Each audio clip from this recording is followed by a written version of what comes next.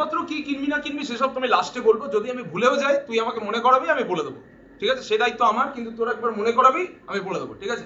বইপত্র নিয়ে আমি পরে আসছি, আগে কি পড়বো, কিভাবে কাজকর্ম করব, কেন করব সেটা একটু বলি, ঠিক আছে? যাতে সাবজেক্টটা ইন্টারেস্ট গ্রো করে। তোরা জানিস যে আমি কোনোদিনও ডেফিনেশন দিয়ে কোনো জিনিস শুরু করি না, বরঞ্চ তোরা যা চিনিস যা জানিস সেটা নিয়ে আমি একটু বলা শুরু করি, তারপরে ডেফিনেশন তো তুই বইতেও পাবি, আমার নোটসেও পাবি, সেসব নিয়ে কোনো সমস্যা নেই। যে বই কি কিনবি না কিনবি, কি পড়বি না পড়বি, সব তার জন্য আমি বলে দেবো, কোনো চিন্তা নেই। আমি শুরু করছি। ODE এই কথাটাকে লিখলে O for ordinary, D for differential, E for equation. তাহলে একসাথে যদি বলি অর্ডিনারি ডিফারেন্সিয়াল ইকুয়েশনস, আচ্ছা অর্ডিনারি কি জিনিস, ডিফারেন্সিয়াল ইকুয়েশন কি জিনিস, সেটাই আগে আসি আমি। দেখ ওইসব বলার থেকে আমার মনে হয় ব্যাপারটা তোদের কাছে আরো ভালো লাগবে যদি আমি একটু কয়েকটা তোদের চেনা জিনিস দেখাই। যেমন ধর আমি তোকে কার্ভ দিয়ে শুরু করলাম, যে ট্যানজেন্ট কাকে বলে, what is the definition of tangent. তুই বলবি ট্যানজেন্টের ডেফিনেশন তো আমরা জানি, তুই জানিস আমি সেটা জানি ভালো করে, কিন্তু তবুও আমি চাই তুই একবার আমার কাছে দেখে নে ব্যাপারটা। ধর আমি একটা কার্ভের উপর দুটো পয়েন্ট নিয়েছি, ঠিক আছে? এই দুটো পয়েন্টকে যখন আমি জুড়বো কোনো একটা স্ট্রেট লাইন দিয়ে, তখন সেই স্ট্রেট লাইনটা এরকম দেখতে হবে। যদি পয়েন্টগুলো এরকম ধর মনে করলাম, প্রথম পয়েন্টটা ধর x1 y1 নিলাম, দ্বিতীয় পয়েন্টে x2 y2, বুঝতে পারলি? তাহলে এই যে আমি লাইনটা ড্র করেছি এর স্লোপ কত হবে বলতো? না স্লোপ তুই যখন বার করতে যাবি তখন কিছুই না ব্যাপারটা, তুই জাস্ট এইটা ড্র করবি, দুটো ভার্টিক্যাল লাইন ড্র করবি, পারপেন্ডিকুলার যাদেরকে বলে, এক্স অ্যাক্সিসের উপর দুটো পারপেন্ডিকুলার ড্র করবি, বুঝতে পারলি? এই যে পারপেন্ডিকুলার গুলো, এই পারপেন্ডিকুলার থেকে আবার এই পয়েন্ট থেকে আবার এই পারপেন্ডিকুলারের উপর পারপেন্ডিকুলার ড্র করলাম, বুঝতে পারলি? ওই পয়েন্ট থেকে এই পারপেন্ডিকুলারের উপর পারপেন্ডিকুলার ড্র করলাম, তাহলে এখানে ইন্টারসেক্ট করলো। মনে কর যে এই অ্যাঙ্গেলটা হচ্ছে থিটা, কত বললাম, কত বললাম, থিটা, বুঝতে পারলি? তাহলে এই অ্যাঙ্গেলটা যদি থিটা হয় তাহলে tan অফ থিটা কত হবে বলতো? না tan যদি আমরা বার করতে চাই তাহলে আমাদের নিয়ম কি, tan মানে হচ্ছে হাইট বাই বেস, তাহলে হাইট হচ্ছে এইটুকু, বেস হচ্ছে এইটুকু। So what is height, height মানে দেখতেই পাচ্ছিস x1 থেকে y1 থেকে y2 মাইনাস করব, আর বেস মানে বুঝতেই পাচ্ছিস বেসটা কত হচ্ছে বলতো, হ্যাঁ x2 থেকে x1 মাইনাস করব। বল বোঝা গেল কিনা, বল এই পর্যন্ত যা বললাম ঠিক আছে? তাহলে আমরা বেসিক্যালি কোনটা চাই জানিস, আমাদের দরকার হয় ওই অ্যাঙ্গেলটা না যেটা আমরা মার্ক করেছি, সেটা দরকার হয় না অ্যাকচুয়ালি, আমাদের দরকার হয় হচ্ছে এই অ্যাঙ্গেলটা, এই অ্যাঙ্গেলটা দরকার হয়, বুঝতে পারলি? কোন অ্যাঙ্গেলটা দরকার হয় আমাদের, ওই যে ডান দিকের যে অ্যাঙ্গেলটা না, ওই অ্যাঙ্গেলটা আমাদের, এটা x1 x2 হবে না, তুই x1 লিখেছিস, হ্যাঁ x2 হবে। আমাদের অ্যাকচুয়ালি ডান দিকের অ্যাঙ্গেলটা দরকার হয়, তো ওই অ্যাঙ্গেলটা কত হবে, 180 minus theta. So tan of 180 minus theta যদি আমি বার করতে চাই তাহলে কত দাঁড়াবে, মাইনাস tan থিটা, তার মানে কত, y1 মাইনাস y2, এটা x2 মাইনাস x1 হবে, x1 মাইনাস x2 নয়।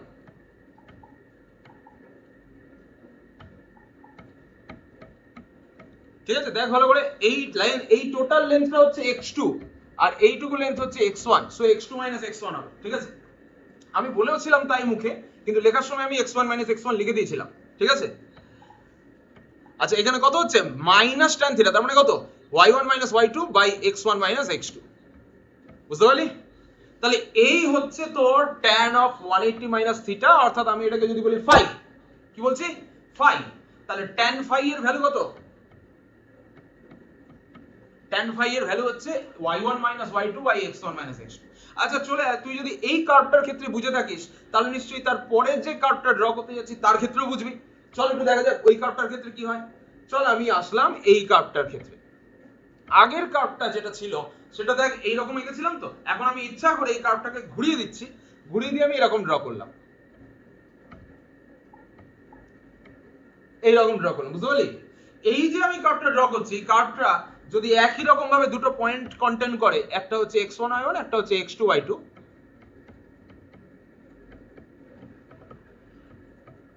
তাহলে এই পয়েন্ট দুটোকে জয়েন করে যে স্ট্রেট লাইনটা পাবো, এই স্ট্রেট লাইনটার আমি যদি স্লোপ বার করি, স্লোপ কত হবে বলতো? আগের বার ভালো করে খেয়াল করবি, আগের বার কার্ভ দুটো সেম হয়ে গেছে? হ্যাঁ, কার্ভ দুটো সেম হয়ে গেছে। দাঁড়া এক সেকেন্ড।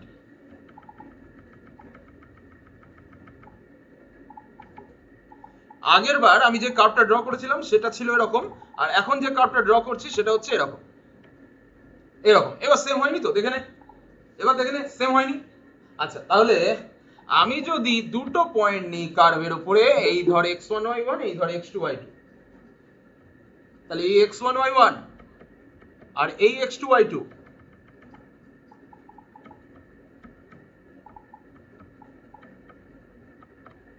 তাহলে এই পয়েন্ট দুটোকে জয়েন করছি একটা স্ট্রেট লাইন দিয়ে, একটা লাইন সেগমেন্ট দিয়ে পয়েন্ট দুটোকে জয়েন করি। বুঝতে পারলি? একটা লাইন সেগমেন্ট ড্র কর যেটা পয়েন্ট দুটোকে জয়েন করছে। তাহলে এই যে লাইন সেগমেন্ট, এটা এক্স অ্যাক্সিসের পজিটিভ ডিরেকশনের সাথে যে অ্যাঙ্গেলটা করছে সেটা মনে কর থিটা বা ফাই, তোর যেটা পছন্দ হলে মনে কর অ্যাঙ্গেলটা ফাই। তাহলে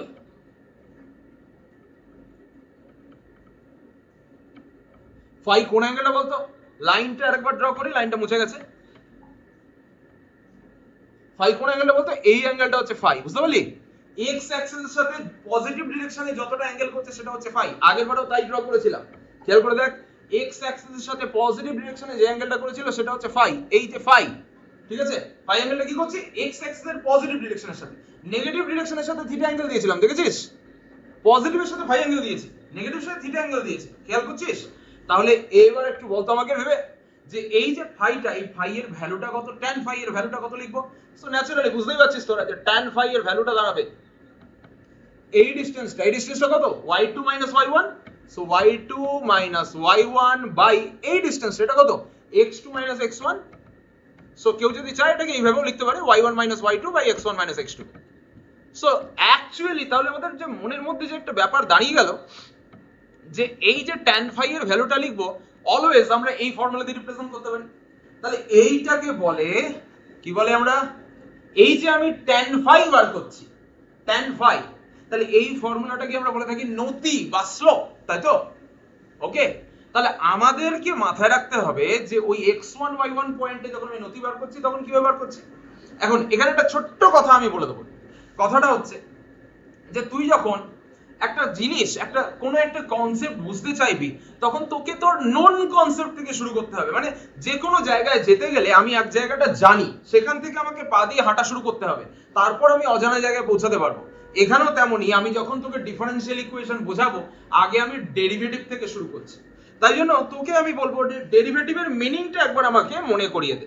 ডেরিভেটিভ বলতে কি বোঝায়? ধর আমি বললাম dy dx, এটাকে আমরা ডিনোট করি y ড্যাশ দিয়ে। সো y ড্যাশ মানে dy dx, এটার মিনিংটা কি? মিনিং হচ্ছে rate of change of y, y অর্থাৎ f of x। তুই যদি কার্ভ গুলোকে এভাবে ভাবিস y equal two f of x, তাহলে এটা বোঝায় rate of change of y with respect to x, rate of change of y with respect to x, অর্থাৎ x এর সাপেক্ষে y কতটা তাড়াতাড়ি পরিবর্তন হচ্ছে, x এর সাপেক্ষে y কতটা তাড়াতাড়ি পরিবর্তন হচ্ছে, চেঞ্জ হচ্ছে। Now rate of change of x y with respect to x, এটা যদি পজিটিভ নিই আমি, তাহলে বলবো যে y টা বাড়ছে x এর রেসপেক্টে। আবার যদি rate of change of y with respect to x negative পাই, তাহলে বুঝবো y টা কমছে x এর রেসপেক্টে। এটা হচ্ছে সিগনিফিকেন্স অফ ডেরিভেটিভ। কি বললাম? ডেরিভেটিভের সিগনিফিকেন্স। এসব তোরা অলরেডি জানিস, কিন্তু আমি তবুও একবার মনে করিয়ে দিচ্ছি জাস্ট। আচ্ছা, একই ভাবে আমি যদি বলি যে y ডাবল ড্যাশড, অর্থাৎ যেটাকে আমরা বলি d2y dx2, এটাকে তো এইভাবে বলতে পারি dy dash dx। এটাকে কি বলবো? Rate of change of y dash with respect to x, তাই তো?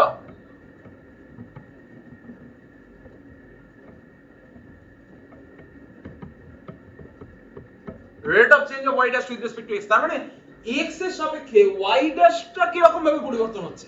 যদি y ড্যাশ বাড়ে x এর রেসপেক্টে, মানে x বাড়লে যদি y ড্যাশ বাড়ে, আমরা বলবো রেট অফ চেঞ্জটা পজিটিভ, অর্থাৎ y ডাবল ড্যাশ পজিটিভ। আর যদি x বাড়লে y ড্যাশ কমে, তাহলে রেট অফ চেঞ্জটা নেগেটিভ। এই হলো কনসেপ্টটা, এই হচ্ছে আমাদের কনসেপ্টটা। এবার তুই আমাকে বলবি third order, fourth order, fifth order, সব একই রকম কনসেপ্ট, সব একই রকম কনসেপ্ট। ঠিক আছে? সমস্ত কনসেপ্টে কিন্তু আমরা এইটাই বলবো, রেট অফ চেঞ্জ অফ আগের derivative with respect to x।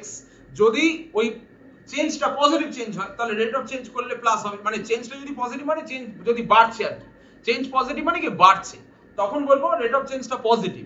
আর যদি কমে, তাহলে বলবো রেট অফ চেঞ্জটা নেগেটিভ। এই কনসেপ্টটাই আমরা জেনারেলাইজড ওয়েতে যে কোনো অর্ডারের ডেরিভেটিভের জন্য বলতে পারবো, যে কোনো অর্ডার ডেরিভেটিভের জন্য জেনারেলাইজড ওয়েতে বলতে পারবো, ঠিক আছে? আচ্ছা আমি আসছি তাহলে অ্যাকচুয়ালি আমরা যখন বলবো যে এই কার্ভটার ক্ষেত্রে আমরা কি বুঝছি, দেখ আমি কার্ভটা প্রথমে ড্র করছি।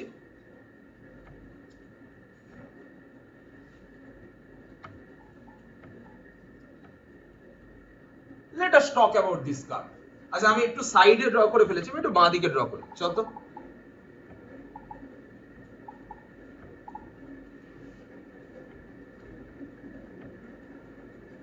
আচ্ছা let us talk about this curve. এই কার্ভটার কথা একটু ভাবা যাক। আচ্ছা এটা তোকে যদি বলি যে এই কার্ভটা কেমন কার্ভ, তুই দেখেই বুঝতে পারবি আরে এই কার্ভটা তো নিচের দিকে নামছে, অর্থাৎ আমরা যদি ম্যাথমেটিক্যাল টার্মে বলি এটাকে বলে ডিক্রিজিং কার্ভ। কি বলে? কার্ভটাকে বলে ডিক্রিজিং কার্ভ, কেন না নিচের দিকে নামছে। আচ্ছা এই ডিক্রিজিং কার্ভের ক্ষেত্রে আমি একটু খেয়াল কর, আমি তোকে বললাম যে ঠিক আছে তুই এক কাজ কর, তুই কোন একটা পয়েন্ট নিয়ে নে।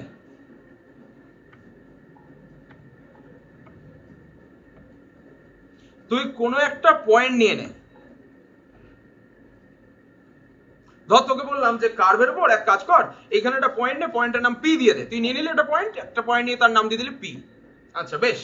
আচ্ছা পি পয়েন্টের ট্যানজেন্ট কাকে বলে? আমি যদি একটা লাইন ড্র করি যেটা শুধুমাত্র পি পয়েন্ট দিয়ে পাস করছে, তাকে বলবো ওই কার্ভের ট্যানজেন্ট অ্যাট পি, যদি ওই কার্ভকে পয়েন্টটা মানে লাইনটা ইন্টারসেক্ট না করে, অর্থাৎ ট্যানজেন্ট লাইন যদি আমি ড্র করতে চাই তাহলে কিভাবে ড্র করব? জাস্ট ট্যানজেন্ট লাইন ড্র করার নিয়মটা কি, আমি একটা লাইন ড্র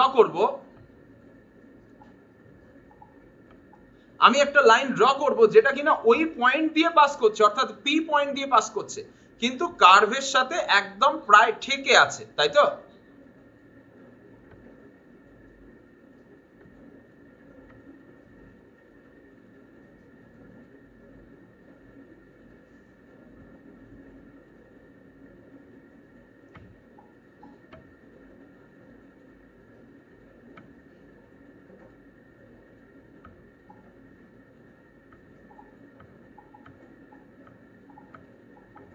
দাঁড়া এক সেকেন্ড।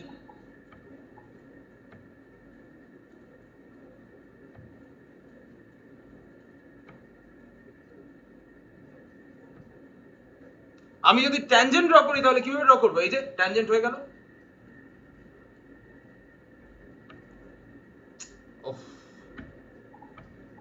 চল এমনি ড্র করে দেবো এবার।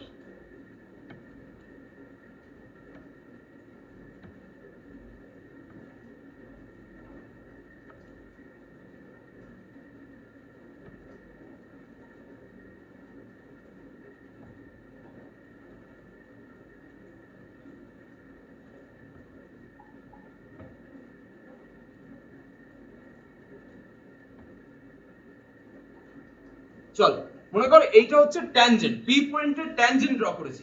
তাহলে আমি যখন ট্যানজেন্ট ড্র করছি তার সেন্সটা কি বলতো, মিনিংটা কি বলতো, আমরা বুঝবো কি করে যেটা ট্যানজেন্ট? আমরা কিছুই করব না, আমরা শুধুমাত্র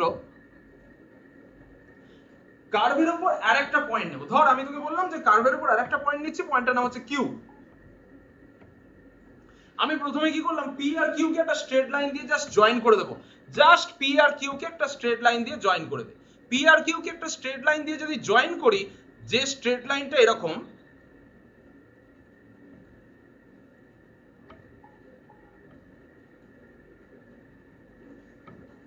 দেখ খেয়াল করে আমি পি আর কিউ কে একটা স্ট্রেট লাইন দিয়ে জয়েন করেছি। এবার এই স্ট্রেট লাইনটাকে তুই ঘোরা, মানে আমি স্ট্রেট লাইনটাকে এবার রোটেট করাচ্ছি, মানে আমি এরকম করছি, স্ট্রেট লাইনটাকে আমি রোটেট করাচ্ছি। স্ট্রেট লাইনটাকে তুই রোটেট করে নিয়ে আয় একটুখানি।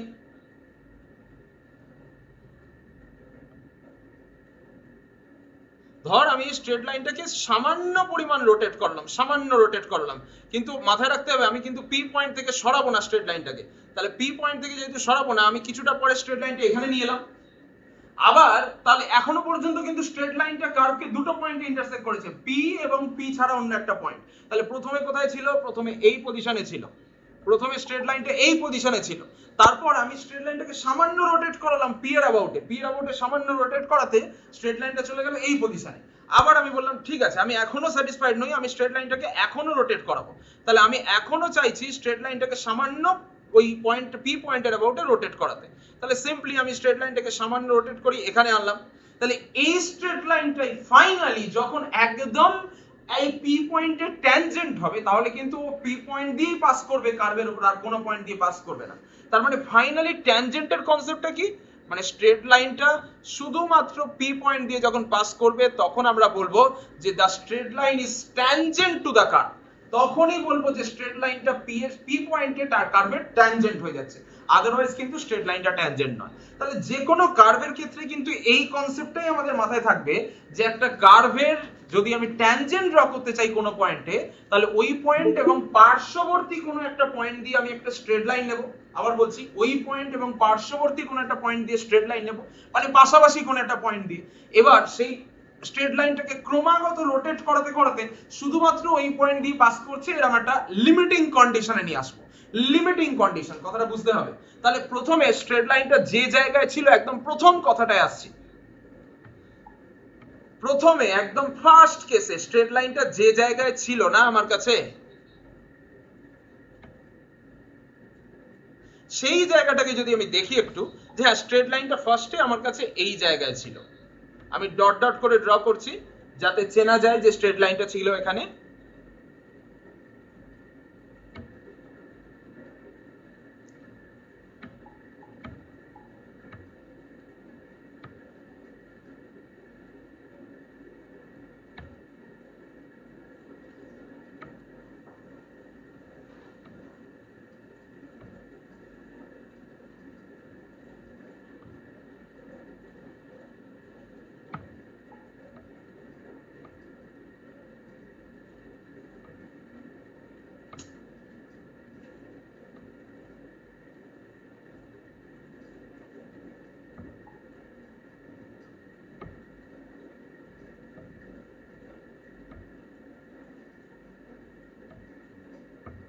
কিছু একটা প্রবলেম হচ্ছে, যাকে বাদ দে।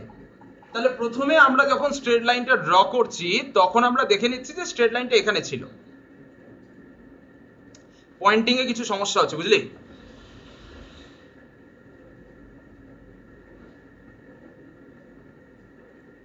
যাই হোক, মোটামুটি করা গেছে, বাদ দে। তাহলে প্রথমে স্ট্রেট লাইনটা ছিল এখানে, সেই স্ট্রেট লাইনটাকে ঘুরিয়ে আমি পি পয়েন্ট দিয়ে যখন শুধু পাস করাতে পারছি তখন তাকে আমি বলছি ট্যানজেন্ট অ্যাট পি। তাহলে এই যে স্ট্রেট লাইনটা, এটার কত মানে স্লোপ কত ছিল? স্লোপ আমার কাছে কি ছিল? স্লোপের ফর্মুলা কি দেখেছি আমরা? স্লোপ ছিল y2 minus y1 by x2 minus x1। এইটা ছিল তো ট্যানজেন্ট, এইটা ছিল তো স্ট্রেট লাইনটা স্লোপ। এই যে আমি ধর x1 আর x2, তুই মনে কর এই p এর কোঅর্ডিনেট হচ্ছে x2 y2 আর q এর কোঅর্ডিনেট হচ্ছে x1 y1, ঠিক আছে? তাহলে আমরা যখন এইটার উপর লিমিট নেব, কখন কিভাবে লিমিট নেব না, তোকে আমি বললাম যে তুই q পয়েন্টটাকে x1 y1 নিস না, q পয়েন্টটাকে শুধু xy নে। কেন xy নিতে বলছি তার একটা ছোট্ট রিজন আছে। এই যে আমি বলছি q পয়েন্টটাকে xy নে, সঙ্গে সঙ্গে তোর এখানে যে ফর্মুলাটা ছিল সেই ফর্মুলাটাও চেঞ্জ হয়ে গিয়ে y2 x2 থেকে জাস্ট y x হয়ে যাবে। এইবার তোকে আমি বলছি তুই এর উপর লিমিট কনসিডার কর। তুই যখন এই লিমিট কনসিডার করছিস as x tends to x1, এইটাকে বলবো slope of the tangent at p। কি বলবো? Slope of the tangent at p। তাহলে x tends to x1, এটা x1 বলেছি তাই তো? x tends to x1 কখন বলছি? x tends to x1 কখন বলছি? যখন আমি এই q পয়েন্ট থেকে ধীরে ধীরে সরতে সরতে p পয়েন্টে আসছি, তখন আমি বলছি যে x tends to x1। অর্থাৎ তখন কি হচ্ছে, ট্যানজেন্টটা ঘুরে ঘুরে, ট্যানজেন্টটা আস্তে আস্তে ঘুরতে ঘুরতে ক্রমাগত এইভাবে p এর ট্যানজেন্ট নয়, মানে লাইনটা ঘুরতে ঘুরতে ক্রমাগত p এর ট্যানজেন্টের দিকে আসছে, আলটিমেটলি হয়ে গেল p এর ট্যানজেন্ট। তাহলে এই হচ্ছে the concept of slope of tangent. Slope of ট্যানজেন্টের যে আসল ঘটনাটা হয় না, সেটা হচ্ছে এইটা। বুঝতে পারলাম ব্যাপারটা, যে ট্যানজেন্টের স্লোপ বলতে অ্যাকচুয়ালি কি বোঝায়, ঠিক আছে? তাহলে আমরা যখনই কোনো একটা কার্ভের কোনো একটা পয়েন্টে স্লোপ অফ ট্যানজেন্ট বুঝবো, তখন এই কনসেপ্টটাই যেন আমার মাথায় আসে সবার আগে। বুঝতে পারলাম? তাহলে আমি কি ডিফাইন করলাম প্রথমে? একটা কার্ভের ট্যানজেন্টের স্লোপ কোনো একটা পয়েন্টে কি বোঝায়। তাহলে এইটাকেই আমরা বলে থাকি যে dy dx at p, p পয়েন্টে dy dx বা x1 y1 পয়েন্টে dy dx। বুঝতে পারলাম ব্যাপারটা? তাহলে এখন আমরা যদি বলি যে সেকেন্ড অর্ডার ডেরিভেটিভ, কি বলেছে সেকেন্ড অর্ডার ডেরিভেটিভ মানে? সেকেন্ড অর্ডার ডেরিভেটিভ মানে হচ্ছে কোনো একটা কার্ভের কোনো একটা পয়েন্টে ট্যানজেন্টের স্লোপের যে রেট অফ চেঞ্জ, অর্থাৎ ফার্স্ট অর্ডার ডেরিভেটিভের যে রেট অফ চেঞ্জ। আচ্ছা একটু খেয়াল কর তো, এই কার্ভটার দিকে খেয়াল কর। আমি প্রথমে ছবি দিয়ে দেখাবো, আমি প্রথমে জিওমেট্রিক্যালি দেখাবো, তুই আগে জাস্ট এই কার্ভটার কথা একটু ভেবে দেখ। আচ্ছা এই কার্ভের তুই ট্যানজেন্ট গুলো যদি এই পয়েন্টগুলোতে ড্র করিস, ধর আমি এখানে 3টে পয়েন্ট দিলাম, তুই জাস্ট ট্যানজেন্ট গুলো ড্র কর, সিম্পলি তুই ট্যানজেন্ট ড্র কর, আর কিচ্ছু করবি না। এই একটা ট্যানজেন্ট, এই একটা ট্যানজেন্ট। স্যার একটা পয়েন্ট দিয়ে কতগুলো ট্যানজেন্ট আনা যায়? অসংখ্য? একটাই, অসংখ্য ট্যানজেন্ট আনা যাবে? একটা কার্ভের একটা পয়েন্টে একটাই ট্যানজেন্ট ড্র কর। না না স্যার, আমি যদি ভার্টিক্যাল ড্র করে দিই ওয়াই অ্যাক্সিস বরাবর পি পিটা বরাবর, ওটা কি ট্যানজেন্ট হবে? কোন কার্ভের কোন পয়েন্টে ভার্টিক্যাল ড্র করছিস? আগের যে কার্ভটা ছিল। আগের যে কার্ভটা ছিল, এই কার্ভে কি করতে চাস বল? আমি যদি পি বরাবর ভার্টিক্যাল একটা লাইন ড্র করে পি দিই, বরাবর, পি তো একটা পয়েন্ট, হ্যাঁ পি পি তো পয়েন্ট বরাবর একটা ভার্টিক্যাল লাইন ড্র করে দিই। পি দিয়ে পাস করছে ভার্টিক্যাল লাইন, সেটা কি ট্যানজেন্ট হবে? তোর মনে হচ্ছে ট্যানজেন্ট হবে? এটা কার্ভকে কাট করে দিচ্ছে না? কার্ভটি যদি কাট করে সেটা কি করে ট্যানজেন্ট হবে? আমি তোকে ট্যানজেন্টের ডেফিনিশন কি বললাম? বুঝতে পেরেছি, জাস্ট টাচ করবে। টাচ করবে, কার্ভকে কাট করা যাবে না। আমি তোকে ট্যানজেন্টের ডেফিনিশন কি বললাম? এই পি কিউ যে লাইনটা ছিল, এটাকে ক্রমাগত ঘোরাতে ঘোরাতে তুই এদিকে নিয়ে আয়, পি এর অ্যাবাউটে রোটেট করতে করতে এদিকে নিয়ে আয়, যেটা পাবি সেটাই ট্যানজেন্ট। তো একটাই ট্যানজেন্ট হবে না, তুই তো রোটেট করে নিয়ে আসলে একাধিক লাইন পাবি না। এইটাই ট্যানজেন্টের ডেফিনিশন। বুঝতে পারলাম ব্যাপারটা? ঠিক আছে? হ্যাঁ স্যার, একাধিক পেতে গেলে তারকে কাট করে দেবো, আর তারকে কাট করলে তার কোনো ট্যানজেন্ট হবে না, এই জন্য একটা পয়েন্টে একটা ট্যানজেন্ট হবে। একদম। ট্যানজেন্ট মানে কি? স্পর্শক রেখা, স্পর্শক যে স্পর্শ করবে, তা একাধিক লাইন স্পর্শ করতে পারবে না। আচ্ছা তাহলে দেখ, আমরা এই যে যখন ট্যানজেন্ট গুলো ড্র করলাম, ধর আমি 3টে পয়েন্ট নিয়েছি, P1 P2 P3। এই যে যখন আমি ট্যানজেন্ট গুলো ড্র করলাম, তখন আমি বুঝতে পারছি যে আমার কাছে যে 3টে ট্যানজেন্ট রয়েছে, সেই ট্যানজেন্টের যে স্লোপ গুলো, স্লোপ কিভাবে ডিফাইন করেছি আমরা? স্লোপ কিভাবে ডিফাইন করেছি আমরা? এই যে ট্যানজেন্টটা এক্স অ্যাক্সিসের পজিটিভ ডিরেকশনের সাথে যে অ্যাঙ্গেলটা করলো, এটাকে আমরা নাম দিয়েছি সাই1। এই ট্যানজেন্টটা যে অ্যাঙ্গেলটা করলো, এটাকে নাম দিয়েছি সাই2। এই ট্যানজেন্টটা যে অ্যাঙ্গেল করলো, সেটাকে নাম দিয়েছি সাই3। তাহলে tan সাই1 হচ্ছে P1 পয়েন্টে ট্যানজেন্টের স্লোপ, tan সাই2 হচ্ছে P2 পয়েন্টে ট্যানজেন্টের স্লোপ, tan সাই3 হচ্ছে P3 পয়েন্টে ট্যানজেন্টের স্লোপ। ঠিক আছে? ঠিক আছে, দেখে নে। আচ্ছা একটু খেয়াল করে বলতো, এই সাই1 এর থেকে সাই2টা বড়, সাই2 এর থেকে সাই3 বড়, আবার সব অ্যাকিউট অ্যাঙ্গেল। tan এর কার্ভটা একটু মনে কর, এই tan এর কার্ভ কেমন হয়? এই তো tan এর কার্ভ, এই ধর -π/2, এই হলো π/2, এই হলো 3π/2, এই হলো 5π/2।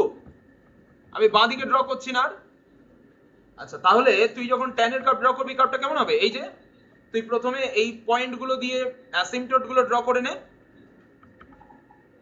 অ্যাসিম্পটোট ফার্স্ট সেমিস্টারে পড়েছিস, আশা করি কিছুটা হলেও মনে আছে। অ্যাসিম্পটোট মানে কি? অ্যাসিম্পটোটের স্পর্শ এটা ইনফিনিটি দিকে টাচ করবে, বাট আর যেমন টাচ করার চেষ্টা করবে কার্ভকে, এরকম ডেফিনিশন। কিন্তু কোনোদিনও টাচ করতে পারবে না, অর্থাৎ এমন একটা লাইন, এমন একটা লাইন যে লাইনটার সাথে কার্ভের দূরত্বটা টেন্ডস টু 0, কিন্তু কোনোদিনও এক্স্যাক্টলি 0 হতে পারবে না, তাকে বলে অ্যাসিম্পটোট, তাই তো?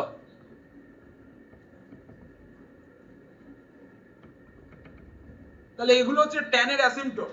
তাহলে ট্যানটা কেমন দেখতে হয়? তাহলে অ্যাসিম্পটোট কি ওয়ান কাইন্ড অফ ট্যানজেন্ট?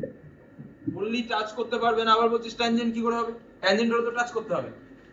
ও ঠিক আছে?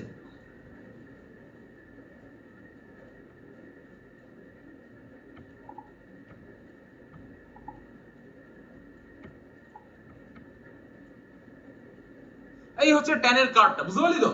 তাহলে tan এর কার্ভটা তুই একটু খেয়াল করে দেখ, আমার এই যে সাই1 সাই2 সাই3 সব তো 0 থেকে 90 এর মধ্যে। তাহলে 0 থেকে 90 এর মধ্যে, 0 থেকে এটা 0, 0 থেকে π/2 এর মধ্যে tan হচ্ছে ইনক্রিজিং ফাংশন, tanটা বাড়ছে, ক্রমাগত বাড়ছে। একটু খেয়াল করে দেখ, 0 থেকে 90 এর মধ্যে, 0 থেকে 90 এর মধ্যে মানে কি? এইখান থেকে এতটার মধ্যে tanটা ক্রমাগত বাড়ছে। তাহলে সাই ওয়ানটা সাই টু থেকে ছোট, সাই টুটা বা সাই থ্রি থেকে ছোট।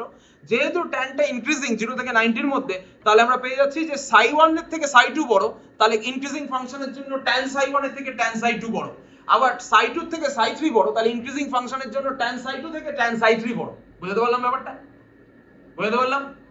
তাহলে কার্ভ বরাবর, কার্ভের দিকে একটু খেয়াল কর, কার্ভটাকে একটু খেয়াল কর। এই যে আমাদের কার্ভটা, এই কার্ভ বরাবর, এই কার্ভ বরাবর যত আমরা ডান দিকে চলে যাচ্ছি, যত আমরা ডান দিকে চলে যাচ্ছি কার্ভ বরাবর, ততই ট্যানজেন্টের স্লোপটা বাড়ছে। ট্যানজেন্টের স্লোপটা কিন্তু তত বেড়ে চলেছে, মানে ট্যানজেন্টটা তত স্টিপ হয়ে যাচ্ছে, খাড়া হয়ে যাচ্ছে। বোঝা গেল কথাটা? ট্যানজেন্টটা তত খাড়াই হয়ে যাচ্ছে। পাহাড়কে খাড়াই কখন বলে? যেখান দিয়ে উঠতে কষ্ট হয়, মানে একটু বেশি সোজা উপরে উঠে গেছে। আর যে পাহাড়টা কম স্টিপ, কম খাড়াই, সেখান দিয়ে দৌড়ে দৌড়ে উঠে যাওয়া যায় তাড়াতাড়ি, তাই না? তাহলে এইটাই হচ্ছে সেটা, যে ট্যানজেন্টের স্লোপটা ক্রমাগত বেড়ে চলেছে। বুঝতে পারলাম ব্যাপারটা? তাহলে এই ধরনের কার্ভকে, যেখানে ট্যানজেন্টের স্লোপ ক্রমাগত বেড়ে চলেছে, এই ধরনের কার্ভের ক্ষেত্রে কন্ডিশনটা কি হবে বলতো? দেখ একটু খেয়াল করে, ট্যানজেন্টের স্লোপ মানে কি? y ড্যাশ মানে dy dx। তো y ড্যাশ যদি ক্রমাগত বেড়ে যায়, তাহলে y double dash must B positive. y double dash মানে কি? Rate of change of y dash with respect to x। y double dash মানে কি বলেছি? y ডবল ড্যাশ মানে কি বলেছি? rate of change of y dash with respect to x। 100% rate of change of y dash with respect to x। তাহলে y dash যদি ক্রমাগত বেড়ে যায়, তাহলে y ডবল ড্যাশ কি পজিটিভ হবে না? y ড্যাশ যদি ক্রমাগত বেড়ে যায়, তাহলে y ডবল ড্যাশ পজিটিভ হবে। চলো, তাহলে এই হয়ে গেল গল্প, যেখানে y ড্যাশ যেহেতু ক্রমাগত বাড়ছে, y ড্যাশ যেহেতু ক্রমাগত বাড়ছে, তাই y ডবল ড্যাশটাও পজিটিভ হতে বাধ্য। বোঝা গেল কথাটা? এই ধরনের কার্ভকে কি বলে? আমরা আমাদের শুদ্ধ ভাষায় কি বলে থাকি? Concave upwards. ফার্স্ট সেমিস্টারের ক্লাস তোরা বলতে পারিস যে আমরা ফার্স্ট সেমিস্টারে পড়ি না, আমরা থার্ড সেমিস্টারে পড়ি। আমি জানি তোরা থার্ড সেমিস্টারে পড়িস, কিন্তু এটাও জানি যে ফার্স্ট সেমিস্টারে তাড়াহুড়ো করে পড়তে গিয়ে এই জিনিসগুলো অনেক কিছু মাথা থেকে বেরিয়ে গেছে। 4 মাসে সেকেন্ড সেমিস্টার পড়েছিস, সুতরাং এগুলো অটোমেটিক মাথা থেকে বেরিয়ে গেছে। ঠিক আছে? তো সেই জন্য জিনিসটা একবার মনে করে দিচ্ছি, কারণ এখান থেকে ডিফারেন্সিয়াল ইকুয়েশনের জন্ম। তো যদি কোথা থেকে জন্ম তাই না জানিস, নদী তুমি কোথা হইতে আসিয়াছো সেটাই যদি না জানো, তাহলে নদীকে ভালোবাসা যাবে না। ঠিক তেমনই ডিফারেন্সিয়াল ইকুয়েশনকে ভালোবাসতে গেলে ডিফারেন্সিয়াল ইকুয়েশনের জন্মটা জানতে হবে। বুঝা গেল কথাটা? এটাকে বলে কনকেভ আপওয়ার্ডস। বুঝতে পারলাম ব্যাপারটা? সিমিলারলি, আচ্ছা তাহলে কনকেভ আপওয়ার্ডস এর কন্ডিশন কি ছিল? ফার্স্ট সেমিস্টারে পড়েছিলাম যে সেকেন্ড অর্ডার ডেরিভেটিভ পজিটিভ হবে। এই হচ্ছে সেই কনকেভ আপওয়ার্ডস এর condition, second order derivative positive হলো। ঠিক আছে? ঠিক আছে রে? হ্যাঁ স্যার, আবার রিমাইন্ড করছি, ভালো লাগে। ঠিক আছে, চল এবার বেস তৈরি হয়ে যাচ্ছে। কি হচ্ছে? এটা আমাদের একটা মনোবল বৃদ্ধি পাচ্ছে, বেস তৈরি হয়ে যাচ্ছে। অবশ্যই দেখ, আমি বুকিশ পড়াশোনায় বিশ্বাস করি না। আমি দেখ চাইলে এক্ষুনি তোকে বইয়ের নামটা ধরিয়ে দেবো, ধরিয়ে বলবো চল এক্সারসাইজটা সলভ করি, চ্যাপ্টার শেষ হয়ে গেল। চ্যাপ্টার শেষ করতে না সবাই পারে, কিন্তু এই জায়গাটা তৈরি করাটা আসল। আমি যদি এটা তোকে তৈরি করে নিতে পারি, তুই নিজে চ্যাপ্টার শেষ করে নিতে পারবি, এই বিশ্বাস আমার আছে। কিন্তু এই জায়গাটা যদি তৈরি না করতে পারি, আজকে তোকে আমি চ্যাপ্টার শেষ করিয়ে বাড়ি পাঠিয়ে দেবো, তোর সিলেবাস শেষ, তোকে তুই নাচতে নাচতে বাড়ি চলে গেলি, তারপরে কম্পিটিটিভ এক্সামেও চান্স পাবি না, কোথাও চান্স পাবি না। কেন চান্স পাবি না? কারণ তোর ডেপথ নেই, তোর বেস নেই। ঠিক আছে? তো এই জন্য এই বেসটা তৈরি করা খুব দরকার। ঠিক আছে? আচ্ছা, এটা এটা এরকম কার্ভের জন্য বোঝালাম। এবার উল্টো কার্ভের জন্য হয়, উল্টো কার্ভ। ঠিক আছে? আচ্ছা চল এই কার্ভটা যখন বলবো, আচ্ছা উল্টো কার্ভে যখন বলবো, এরকম ধরনের একটা কার্ভ নিলাম।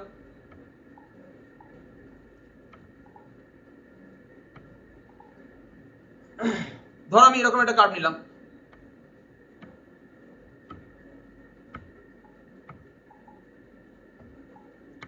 এই ধর কার্ভটা। ঠিক আছে? একদম একইভাবে তিনটে পয়েন্ট নিয়ে P1 P2 P3।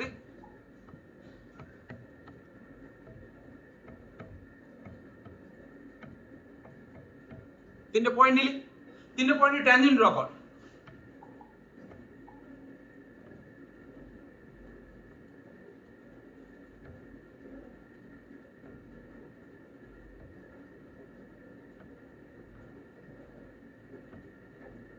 তিনটে পয়েন্টে ট্যানজেন্ট ড্র করেছিস তো? এবার কি করতে বলছি দেখ, তুই ট্যানজেন্টের স্লোপগুলোকে তৈরি কর। তাহলে সাই 1 সাই 2 সাই 3 তিনটে অ্যাঙ্গেল নে। এই হচ্ছে তো সাই 1, এই হচ্ছে তো সাই 2, এই হচ্ছে তো সাই 3। ঠিক আছে? এক্স অ্যাক্সিস এর পজিটিভ ডিরেকশনের সাথে যে অ্যাঙ্গেলটা করছে সেটা তোকে ধরতে হবে। কি বললাম? এক্স অক্ষের পজিটিভ ডিরেকশনের সাথে, এক্স অক্ষের ধনাত্মক দিকের সাথে যে অ্যাঙ্গেলটা করছে সেটা তোকে ধরতে হবে, বুঝতে পারলাম? আচ্ছা এবার দেখ এই সাই 1 সাই 2 সাই 3 এর গল্পটা কি বলতো? এই সাই 1 সাই 2 সাই 3 কে বড় কে ছোট? এই তিন ভাইয়ের মধ্যে কে বড় কে ছোট? সাই 1 সাই 1 গ্রেটার দেন সাই 2 গ্রেটার দেন সাই 3। দেখে বল, ঠিক করে দেখে বল। সাই 1 সবচেয়ে ছোট, সাই 1 লেস দেন সাই 2 লেস দেন সাই 3। একদম ঠিক আছে। আবার এইগুলো সব পাই বাই 2 থেকে বড়, পাই এর থেকে ছোট, ঠিক আছে? তাহলে ট্যান কার্ভটা কেমন হয় পাই বাই 2 থেকে পাই এর মধ্যে? ট্যানের ছবিতে একবার এঁকেছি। তাহলে পাই বাই 2 থেকে পাই এর মধ্যে, পাই মানে এই পয়েন্টটা পাই, তাহলে পাই বাই 2 থেকে পাই এর মধ্যে ট্যানের অবস্থা কি হয় দেখ তো। এই দেখ পাই বাই 2 থেকে পাই এর মধ্যে ট্যানের অবস্থা কি? এটা নেগেটিভে ইনক্রিজ করছে তো কার্ভটা উপরের দিকে উঠছে, পাই বাই 2 থেকে পাই এর মধ্যে ইনক্রিজ করছে। তাহলে যেহেতু ইনক্রিজ করছে তাহলে কিন্তু ইনক্রিজিং ফাংশনের জন্য কি হয়, যে x যত বাড়ছে f অফ x তত বাড়বে। তাহলে দেখ ফাই 1 এর থেকে ফাই 2 বড়, তাহলে tan ফাই 1 এর থেকে tan ফাই 2 বড়, তাহলে আমি লিখতে পারবো tan phi 1 less than tan phi 2। Phi না সাই, আমি ফাই বলে দিচ্ছি, এটা সাই অ্যাকচুয়ালি। আবার tan সাই 2 দেখ সাই 2 থেকে সাই 3 বড় আবার, তাহলে tan সাই 2 টা tan সাই 3 থেকে ছোট, মানে tan সাই 3 আরো বড়, ঠিক আছে? বুঝতে পারলাম ব্যাপারটা? তাহলে এই যে আমি পেলাম ঘটনাটা, তার মানে কি বুঝলাম, যে ট্যানজেন্টের স্লোপ ক্রমাগত বাড়তে থাকছে, ট্যানজেন্টের স্লোপ ক্রমাগত বাড়তে থাকছে। এই তো tan সাই 1 এর থেকে tan সাই 2 বড়, tan সাই 3 থেকে tan সাই 4 বড় হবে। আমি আরেকটা পয়েন্ট নেব ডান দিকে। তাহলে এই যে ব্যাপারটা হচ্ছে ট্যানজেন্টের স্লোপ যে ক্রমাগত বাড়তে থাকছে, এর জন্য কি বলবো, যে y ড্যাশটা ক্রমাগত বাড়বে। y ড্যাশ মানে কি? Slope of the tangent. তাহলে y ড্যাশ যদি ক্রমাগত বাড়ে তাহলে y ডাবল ড্যাশ পজিটিভ হবে। তাহলে y ডাবল ড্যাশ পজিটিভ, এই কন্ডিশনটা আবার আমরা ফিরে পাচ্ছি, দেখতে পাচ্ছিস? তাহলে একে বলে কনকেভ আপওয়ার্ডস। এটা কনকেভ আপওয়ার্ডস এর কন্ডিশন, কনকেভ আপওয়ার্ডস। এটা কনভেক্স হবে না? ওটা tan সাই 1 tan সাই 2 ক্রমাগত কমছে, নিচের দিকে ধরুন p1 p2 p3, আবার একটা পয়েন্ট p4 নিন, tan সাই 1 লেস দেন tan সাই 2 লেস দেন tan সাই 3 লেস দেন tan সাই 4। হ্যাঁ নিলে কি হবে তাতে? ক্রমাগত হ্রাস পাচ্ছে না ট্যানজেন্টের নতিগুলো? কোথায় বাড়ছে? এই তো কমছে কোথায়? এই তো দেখছিস তো বাড়ছে, বেড়ে চলেছে। tan সাই 1 এর থেকে tan সাই 2 বড়, tan সাই 2 থেকে tan সাই 3 বড়, ক্রমাগত বেড়ে চলেছে, ও দেখছিস? Sorry sorry. বুঝতে পারছিস ব্যাপারটা? হ্যাঁ ঠিক আছে। আরে কিছুই নয় রে ব্যাপারটা, তুই একটু খেয়াল কর না কার্ভটা কেমন, কার্ভটা উপরের দিকে উঠছে, অর্থাৎ একে বলে ইনক্রিজিং কার্ভ। ইনক্রিজিং কার্ভের জন্য কি হয়? ইনক্রিজিং কার্ভের জন্য তোর যে ফাংশনগুলো দেওয়া রয়েছে, মানে যেগুলো ভ্যালুগুলো দেওয়া রয়েছে, সেই ভ্যালুগুলো বাড়লে ফাংশনাল ভ্যালুগুলো বাড়তে থাকবে।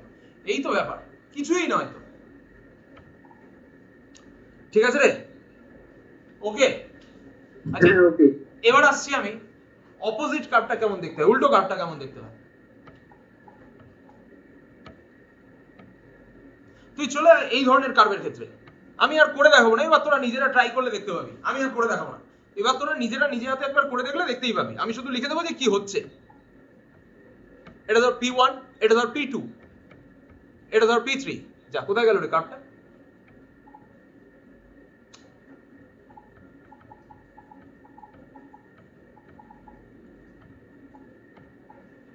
এটা ধর কার্ভটা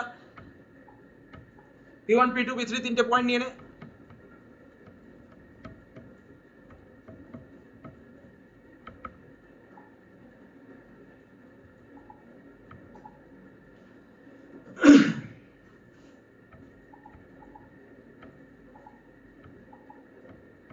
তিনটে পয়েন্ট নিয়ে নিলাম। এবার এই পয়েন্টগুলোতে ট্যানজেন্ট গুলো ড্র কর, তোরা নিজের মতো ড্র করে জাস্ট দেখে নিস। আমি জাস্ট একটা দেখিয়ে দিচ্ছি। এইখানে একটা ট্যানজেন্ট ড্র কর, এইখানে একটা ট্যানজেন্ট ড্র কর, এখানে একটা ট্যানজেন্ট ড্র কর। একটু খেয়াল করে দেখ, সাই 1 সাই 2 সাই 3 যে অ্যাঙ্গেলগুলো নেব এখানে, সেই অ্যাঙ্গেলগুলো কেমন হয় বলতো? এই হচ্ছে সাই 1, এই হচ্ছে সাই 2, এই হচ্ছে সাই 3। বুঝতে পারলি? তাহলে কে বড় কে ছোট এখানে? আবার একই রকম ভাবে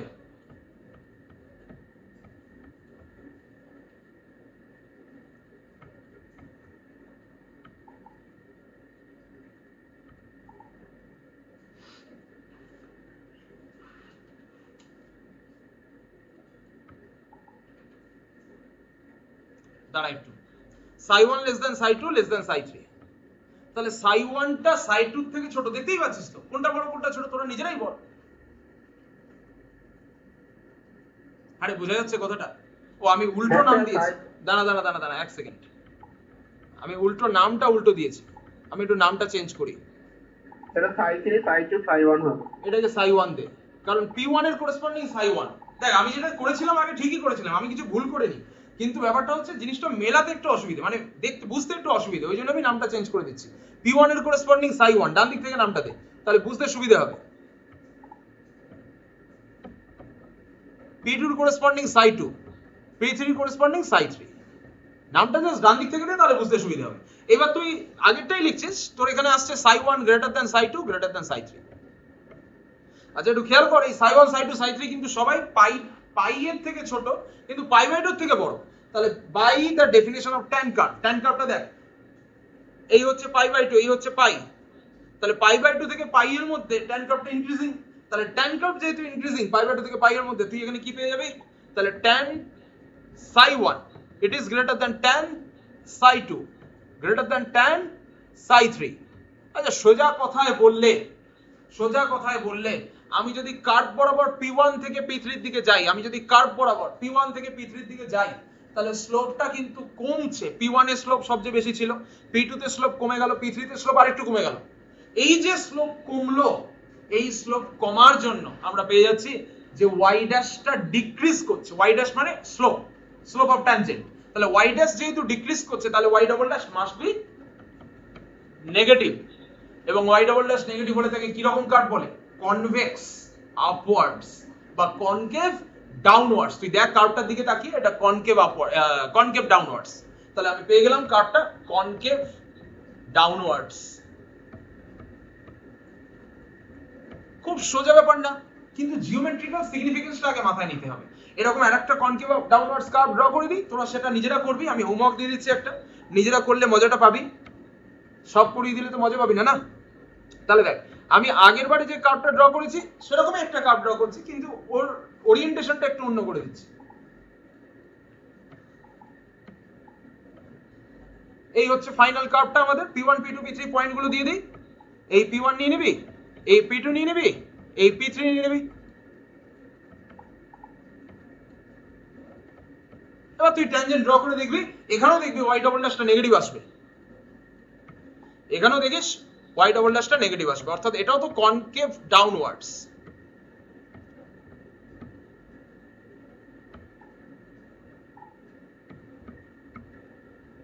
বুঝতে পারলি ব্যাপারটা? তাহলে এই হচ্ছে আমাদের কার্ভের ব্যাপারটা, যে ওয়াই ড্যাশ এবং ওয়াই ডবল ড্যাশটা সিগনিফিকেন্স। আমি এতক্ষণ যেটা পড়লাম significance of y dash and y double dash. আমি আশা করি আমি যথেষ্ট ভালো করে জিনিসটা বুঝিয়েছি, তোরা নিশ্চয়ই এনজয় করেছিস। যদি বুঝতে অসুবিধা হয়ে থাকে আমাকে বলবি কিন্তু, ঠিক আছে? স্যার কনভেক্স একটু বলে দিন না, মানে কনকেভ ডাউনওয়ার্ডটাই কনভেক্স আপওয়ার্ড। হ্যাঁ, কনভেক্স আপওয়ার্ডসও বলা চলে এটাকে।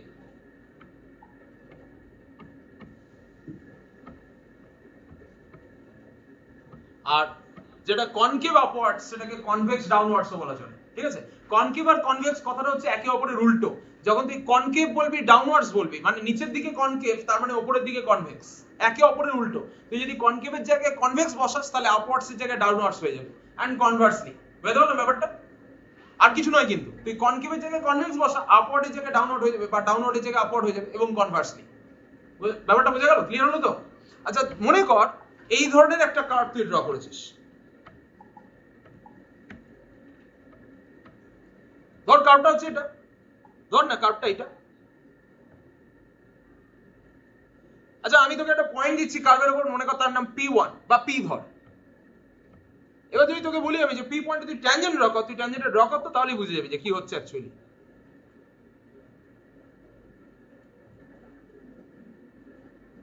এই হচ্ছে পি পয়েন্টের ট্যানজেন্টটা। আচ্ছা পি পয়েন্টের ট্যানজেন্টটা কিন্তু কার্ভের সাথে ইন্টারসেক্ট করেছে। সাধারণত ট্যানজেন্ট তো কার্ভের সাথে ইন্টারসেক্ট করে না, এটা হচ্ছে একটা স্পেসিফিক একটা কি বলবো এটাকে ব্যতিক্রম বলা চলে। তাহলে এই যে ব্যতিক্রমটা তৈরি হলো, তাহলে ব্যতিক্রমটার নাম আছে একটা, কি বলে, point of inflection. Point of inflection একমাত্র এইটাই একমাত্র ব্যতিক্রম যেখানে কার্ভকে তার ট্যানজেন্ট ইন্টারসেক্ট করছে, আর কোথাও কার্ভকে তার ট্যানজেন্ট ইন্টারসেক্ট করতে পারে না, একমাত্র পয়েন্ট অফ ইনফ্লেকশন ছাড়া।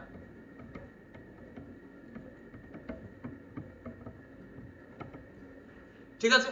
তাহলে এই যে কার্ভকে তার ট্যানজেন্ট ইন্টারসেক্ট করলো, এর কন্ডিশনটা কি হবে বলতো? আমি তোকে দেখাচ্ছি, তুই ভালো করে খেয়াল কর, আমাকে বলবি তুই বুঝতে পারছিস কিনা।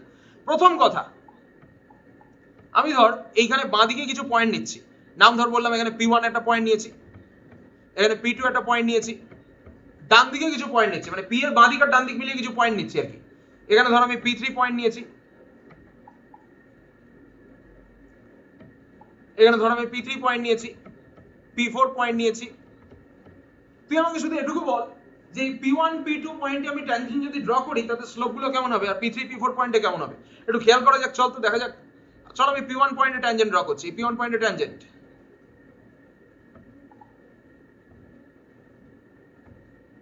যাই হোক, মোটামুটি আসছে না, এটা পয়েন্টারটা আমার সরে গেছে, আমার একটু এটাকে ক্যালিব্রেশন করতে হবে। এই বোর্ডগুলোকে তো ক্যালিব্রেট করতে হয় রেগুলারলি, ক্যালিব্রেশনটা করা হয়নি। ঠিক আছে, আচ্ছা হয়ে গেল এটা P1 পয়েন্টে ট্যানজেন্ট। P2 পয়েন্টে ট্যানজেন্ট যখন ড্র করছি,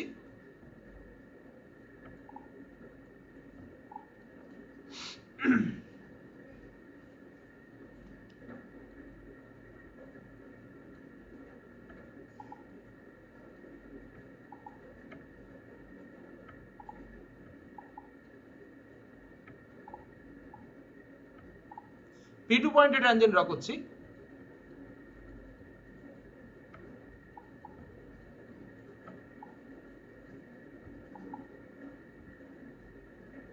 এই হয়ে গেল P2 পয়েন্টে ট্যানজেন্ট। আচ্ছা চল P3 P4 পয়েন্টে ট্যানজেন্ট ড্র করা যাক, একসাথে ড্র করে নিই। এই হলো P3 পয়েন্টে ট্যানজেন্ট,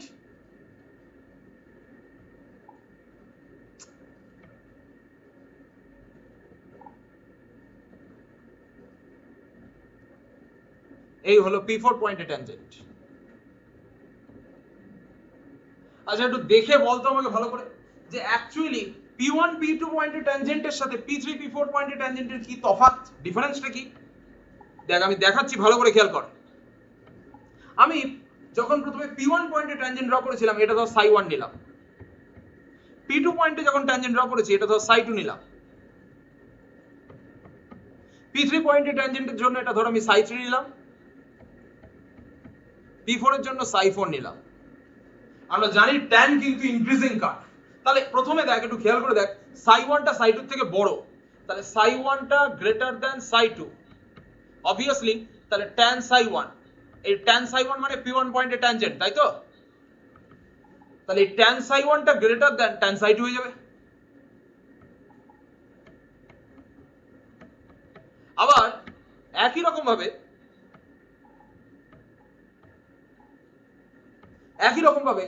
দেখ একটু খেয়াল করে, psi4 টা psi3 থেকে বড়, তাহলে tan psi4 টা tan psi3 থেকে বড় হয়ে যাবে। তোকে আমি যেটা বোঝাতে চাইছি সেটা কি বুঝতে পারলি? একটু খেয়াল কর তো, tan psi4 মানে কি, y dash at এক সেকেন্ড, একটা কনকেভ আপওয়ার্ড আর একটা কনকেভ ডাউনওয়ার্ড। ধৈর্য ধর। tan psi4 টা হচ্ছে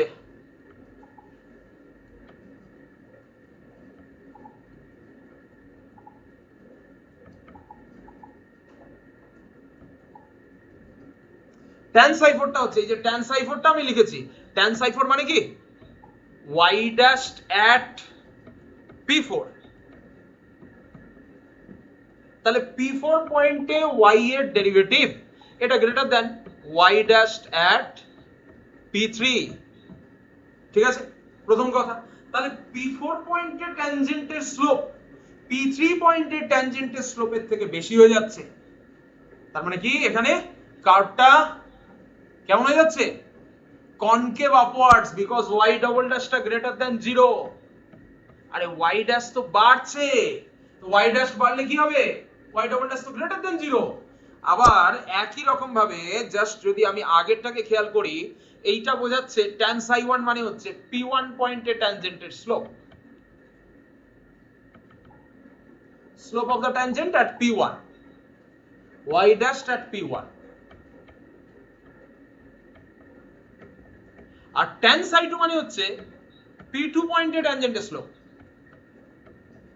তাহলে ন্যাচারালি এটা আমরা বুঝতে পারছি যে P1 পয়েন্টে ট্যানজেন্টের স্লোপটা P2 পয়েন্টে ট্যানজেন্টের স্লোপের থেকে বেশি, অর্থাৎ y ড্যাশটা কিন্তু অ্যাকচুয়ালি কমছে। মানে P1 টা P2 এর বাঁ দিকের পয়েন্ট ছিল, P1 টা P2 এর বাঁ দিকে ছিল, তাহলে y ড্যাশ যেহেতু কমছে তাহলে y double dash must be negative. তাহলে এটা আমরা দেখতে পাচ্ছি যে এই p এমন একটা পয়েন্ট, এই p টা এমন একটি বিশেষ পয়েন্ট যার বাঁ দিকে লেফট হ্যান্ড সাইডে y ডবল ড্যাশটা নেগেটিভ, আবার যার ডান দিকে y ডবল ড্যাশটা পজিটিভ, অর্থাৎ y ডবল ড্যাশটার সাইনটা চেঞ্জ হচ্ছে। এই পয়েন্ট অফ ইনফ্লেকশন হচ্ছে এমন একটা পয়েন্ট যেখানে y ডবল ড্যাশটা কিন্তু জিরো। তাহলে পয়েন্ট অফ ইনফ্লেকশন এমন একটা পার্টিকুলার পয়েন্ট যার বাঁ দিকে এবং ডান দিকে y ডবল ড্যাশের ভ্যালু ডিফারেন্ট থাকবে, ভ্যালু মানে সাইনটা ডিফারেন্ট থাকবে, এবং তার point at the point of inflection y double dash zero হবে। এই কথাটাই কিন্তু আমি এইভাবে বলতে পারি ব্যাপারটাকে। এই ধরনের কার্ভের জন্য একই ঘটনা ঘটে।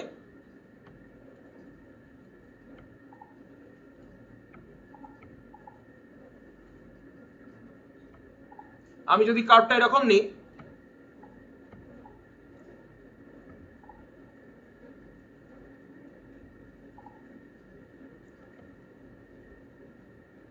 যদি আমি কার্ভটা এরকম নিই, তাহলে তুই যখন এই পয়েন্টের ট্যানজেন্ট ড্র করবি তখনই বুঝতে পারবি যে অ্যাকচুয়ালি কি হতে চলেছে।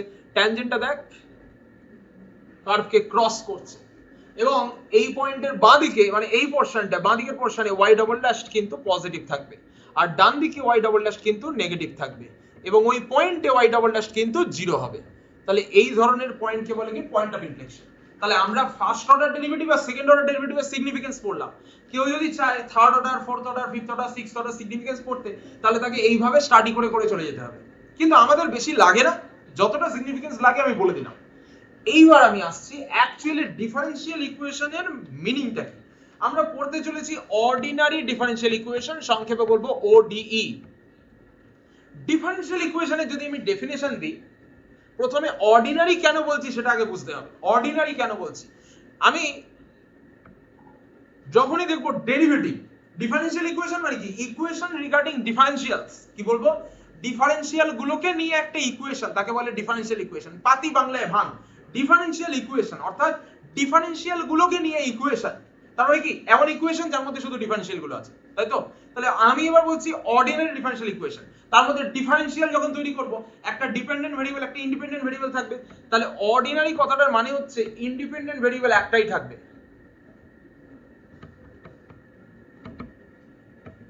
ইন্ডিপেন্ডেন্ট ভেরিয়েবল একটাই থাকবে, তার নাম আমি দিলাম ধর x, কিন্তু একটাই থাকবে, অনলি ওয়ান।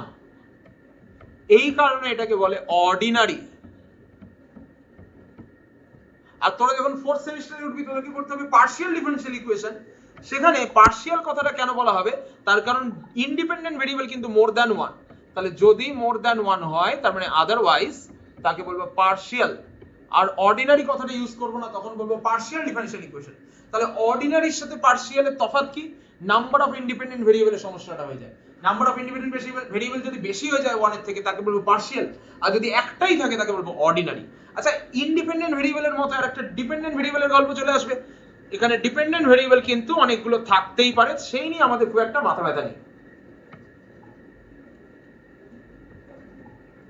আচ্ছা, 1 মিনিট দে তোমাকে।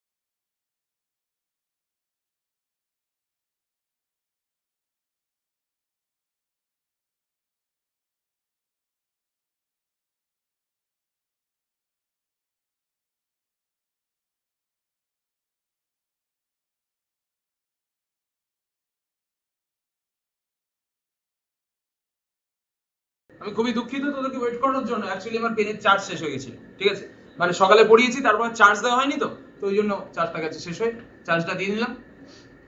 আচ্ছা, তাহলে কি বললাম, আমরা যখনই অর্ডিনারি ডিফারেনশিয়াল ইকুয়েশন বলবো তখন বুঝবো যে একটাই মাত্র ইন্ডিপেন্ডেন্ট ভেরিয়েবল আছে, আর যখন বলবো যে more than one independent variable তখন তাকে বলে পার্শিয়াল ডিফারেনশিয়াল ইকুয়েশন। এখন ডিফারেনশিয়াল ইকুয়েশনে ইন্ডিপেন্ডেন্ট ভেরিয়েবলের সাথে সাথে কে চলে আসবে? Dependent variable. এইটা কিন্তু লিমিটেড সংখ্যায় থাকবে এমন ব্যাপার নয়। ডিপেন্ডেন্ট ভেরিয়েবল ওয়াই থাকতে পারে, জেড থাকতে পারে, আরো কিছু থাকতে পারে, তা নিয়ে আমাদের কোনো চিন্তা নেই। কিন্তু ইন্ডিপেন্ডেন্ট ভেরিয়েবল সবসময় একজনই থাকবে, সবসময় একজন থাকবে। ঠিক আছে, কথাটা ক্লিয়ার হচ্ছে? Dependent variable more than one থাকতেই পারে, কিন্তু যেহেতু অডি পড়ছি, অর্ডিনারি ডিফারেনশিয়াল ইকুয়েশন, সবসময় ইন্ডিপেন্ডেন্ট ভেরিয়েবল একজন।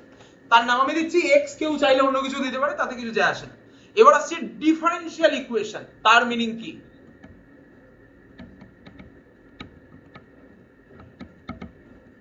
আমি বেটার ডিফাইন করছি ordinary differential equation. Differential equation মানে হচ্ছে an equation of the derivatives। তার মানে আমি ধর একটা ফাংশন লিখলাম, ধর আমি একটা ফাংশন লিখলাম f, ফাংশনের মধ্যে যারা রয়েছে, ফাংশনের আর্গুমেন্ট, তারা x y, মানে আমাদের ডিপেন্ডেন্ট ভেরিয়েবল y, y এর derivative, first order derivative, second order derivative, third order derivative and so on up to ধর nth অর্ডার ডেরিভেটিভ পর্যন্ত আছে। এবার এই n এর ভ্যালু যে কত সেটা তো ডিপেন্ড করছে তোকে যে প্রবলেমটা সলভ করতে দেওয়া হবে তার উপরে। সেটা তো আমি আগে থেকে বলতে পারবো না, তোর যে প্রবলেম আসবে সেই অনুযায়ী কত অর্ডারের ডেরিভেটিভ তুই নিবি সেটা ডিপেন্ড করছে। কিন্তু যদি এরকম একটা ইকুয়েশন তৈরি করি, এই ইকুয়েশনকে বলে ডিফারেনশিয়াল ইকুয়েশন এবং অর্ডিনারি ডিফারেনশিয়াল ইকুয়েশন। অর্ডিনারি কেন? একটাই x আছে, আর কোনো ইন্ডিপেন্ডেন্ট ভেরিয়েবল নেই।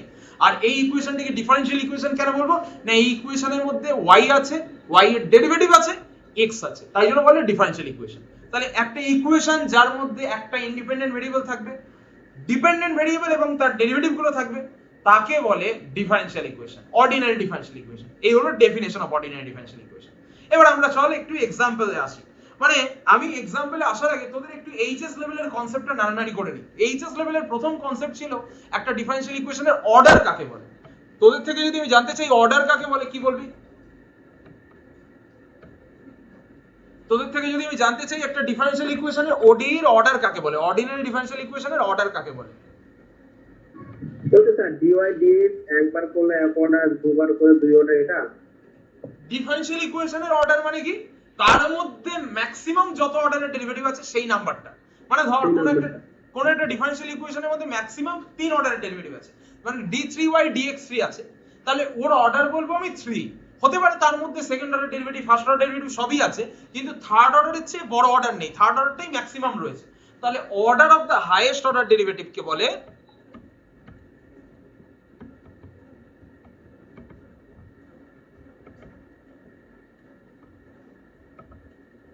Order of the highest order derivative কে বলে একটা ডিফারেনশিয়াল ইকুয়েশনের অর্ডার। বুঝতে পারলাম ব্যাপারটা? একটা ডিফারেনশিয়াল ইকুয়েশনের অর্ডার মানে কি? আচ্ছা, একটা ডিফারেনশিয়াল ইকুয়েশনের ডিগ্রি কাকে বলে? ওই তো স্যার ওই ভাগটা, পাওয়ার অফ এ, মানে শ্রেষ্ঠ পাওয়ারটা। এখানে একটা কথা বলি, আর ডিফারেনশিয়াল ইকুয়েশনের ডিগ্রি যখন তোকে জানতে চাওয়া হবে, শুধু পাওয়ার বলে দিলে হবে না। এখানে বলতে হবে যে ডিফারেনশিয়াল ইকুয়েশনটাকে রেশনালাইজ করার পর, রেশনালাইজ করার মানে কি আমি বোঝাবো, রেশনালাইজ করার পর তার হাইয়েস্ট অর্ডার ডেরিভেটিভের যে ঘাত বা পাওয়ার থাকে তাকে বলে ওই ডিফারেনশিয়াল ইকুয়েশনের ডিগ্রি। হাইয়েস্ট অর্ডার ডেরিভেটিভ মানে ওই যার অর্ডার তুই বলেছিস তার কথা বলছি। তাহলে হাইয়েস্ট অর্ডার ডেরিভেটিভের যে পাওয়ার থাকে আফটার দ্য রেশনালাইজেশন, রেশনালাইজেশন মানে বলছি, তাহলে আমরা ফর্মালি যদি লিখি power of the highest order derivative, comma, after rationalization।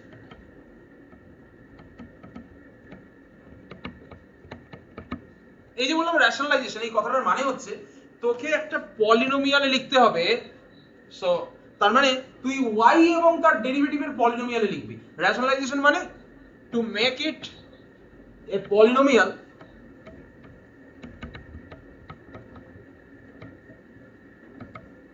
in y and its derivatives। আচ্ছা, তাহলে x এর কথা কিন্তু বলিনি। তার মানে ডিফারেনশিয়াল ইকুয়েশনটার মধ্যে x two the power half থাকতে পারে, মানে x two the power half থাকতে পারে, অন্য কিছু থাকতে পারে, কিন্তু y এর পাওয়ার গুলো সব সময় পজিটিভ ইন্টিজার হতে হবে। কি বললাম? y এর পাওয়ার গুলো কি হতে হবে? পজিটিভ ইন্টিজার, y এর ডেরিভেটিভের পাওয়ারগুলো কি হতে হবে পজিটিভ ইন্টিজার, কিন্তু x two the power half থাকতে পারে, তাতে কিছু যায় আসে না। কিন্তু y টু দি পাওয়ার -3 বা y to the power half এই সব থাকা চলবে না, বা dy dx to the power half, dy dx to the power -1/3 এই সব থাকা চলবে না। ওগুলোকে র্যাশনালাইজ করতে হবে। র্যাশনালাইজ করা মানে কি পলিনোমিয়াল বানানো, মানে y এবং তার ডেরিভেটিভের পাওয়ারগুলো পজিটিভ ইন্টিজার বানানো। সোজা বাংলায় বললে y এবং তার ডেরিভেটিভের পাওয়ারগুলোকে পজিটিভ ইন্টিজার বানানো, ন্যাচারাল নাম্বার বানানো। বুঝতে পারলাম ব্যাপারটা? কিন্তু x এর পাওয়ারগুলো নিয়ে তোকে টেনশন করতে হবে না, কারণ আমরা র্যাশনালাইজ করব কার উপরে, y এবং তার ডেরিভেটিভের উপরে। বুঝতে পারলাম ব্যাপারটা? তাহলে তাকে বলবো র্যাশনালাইজ করার পর আফটার র্যাশনালাইজেশন লিখেছি কি লিখেছি দেখ, power of the highest order derivative, power of the highest order derivative, তাহলে সবচেয়ে বড় অর্ডারের যে ডেরিভেটিভ আছে তার পাওয়ার কখন, আফটার র্যাশনালাইজেশন। র্যাশনালাইজ করার পরে যদি দেখি তাকে বলবো degree of the differential equation. বুঝতে পারলাম ব্যাপারটা? ক্লিয়ার হলো? ঠিক আছে। আর বলছি স্যার dy dx এখানে x টা ইন্ডিপেন্ডেন্ট কোয়ান্টিটি এন্ড y টা কি ডিপেন্ডেন্ট, এটা বুঝাচ্ছেন তো আমি? x টা ইন্ডিপেন্ডেন্ট, আমি যখন dy dx লিখবো y টা ডিপেন্ডেন্ট, y টা ডিপেন্ডেন্ট, x হলো ইন্ডিপেন্ডেন্ট, y হলো ডিপেন্ডেন্ট। আমি জানতাম যে এটা তোরা হয়তো বুঝে যাবি, তাই জন্য আমি আর বলিনি। ঠিক আছে, এইগুলো তো একদম বেসিক ব্যাপার, তো এই জন্য আমি আর মধ্যে যাইনি যে x টা ইন্ডিপেন্ডেন্ট কেন না, কারোর উপর ডিপেন্ড করে না। আর y টা দেখ x এর function, y is a function of x, তাহলে সেই জন্য x টা ইন্ডিপেন্ডেন্ট, কারণ x কারোর উপর ডিপেন্ড করছে না। বাট y টা ডিপেন্ডেন্ট, কারণ y টা x এর উপর ডিপেন্ড করছে। মানে x টা তুই ডোমেন থেকে চুজ করছিস, তার জন্য তুই y পাচ্ছিস, এই জন্য y টাকে বলা হয় depending on x। But x টা তো কারোর উপর ডিপেন্ড করছে না, x টা তো তুই ডোমেন থেকে চুজ করছিস, সেই জন্য x কে বলা হয় ইন্ডিপেন্ডেন্ট। ঠিক আছে, এটা ফাংশনের ব্যাপার। আচ্ছা বেশ, তাহলে হ্যাঁ, linear differential equation, linear ODE কাকে বলে?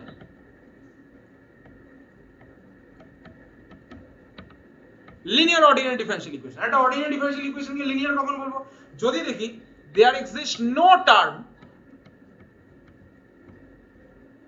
With product of y or its derivatives। তার মানে কোন একটা ডিফারেন্সিয়াল ইকুয়েশনের মধ্যে যদি এরকম টার্ম না থাকে যেখানে ধর y এর প্রোডাক্ট হয়েছে, মানে y স্কয়ার y কিউব এসব হয়েছে, অথবা মনে কর এই ধর y এর সাথে y এর প্রোডাক্ট, এটা কি y স্কয়ার, y এর সাথে y এর প্রোডাক্ট। আবার ধর আমি বললাম y এর সাথে d2y dx2 এর প্রোডাক্ট, বা ধর y এর সাথে dy dx এর প্রোডাক্ট, বা ধর dy dx এর সাথে d2y dx2 এর প্রোডাক্ট। এই ধরনের প্রোডাক্টের টার্মগুলো যদি না পাওয়া যায় তাহলে সেই ডিফারেন্সিয়াল ইকুয়েশনকে বলবো লিনিয়ার। আর যদি পাওয়া যায়, যদি একটাও পাই, তাহলে তাকে বলবো non linear, otherwise non linear. আচ্ছা চল এবার এক্সাম্পলসে আসি, আচ্ছা তোকে আমি প্রথমে বললাম, ধর আমি বলছি x এর সাথে মাল্টিপল হতে পারে x dy dx y by dx হতে পারে, তাতে আমাদের কিছু লিনিয়ারিটি চেঞ্জ হবে না।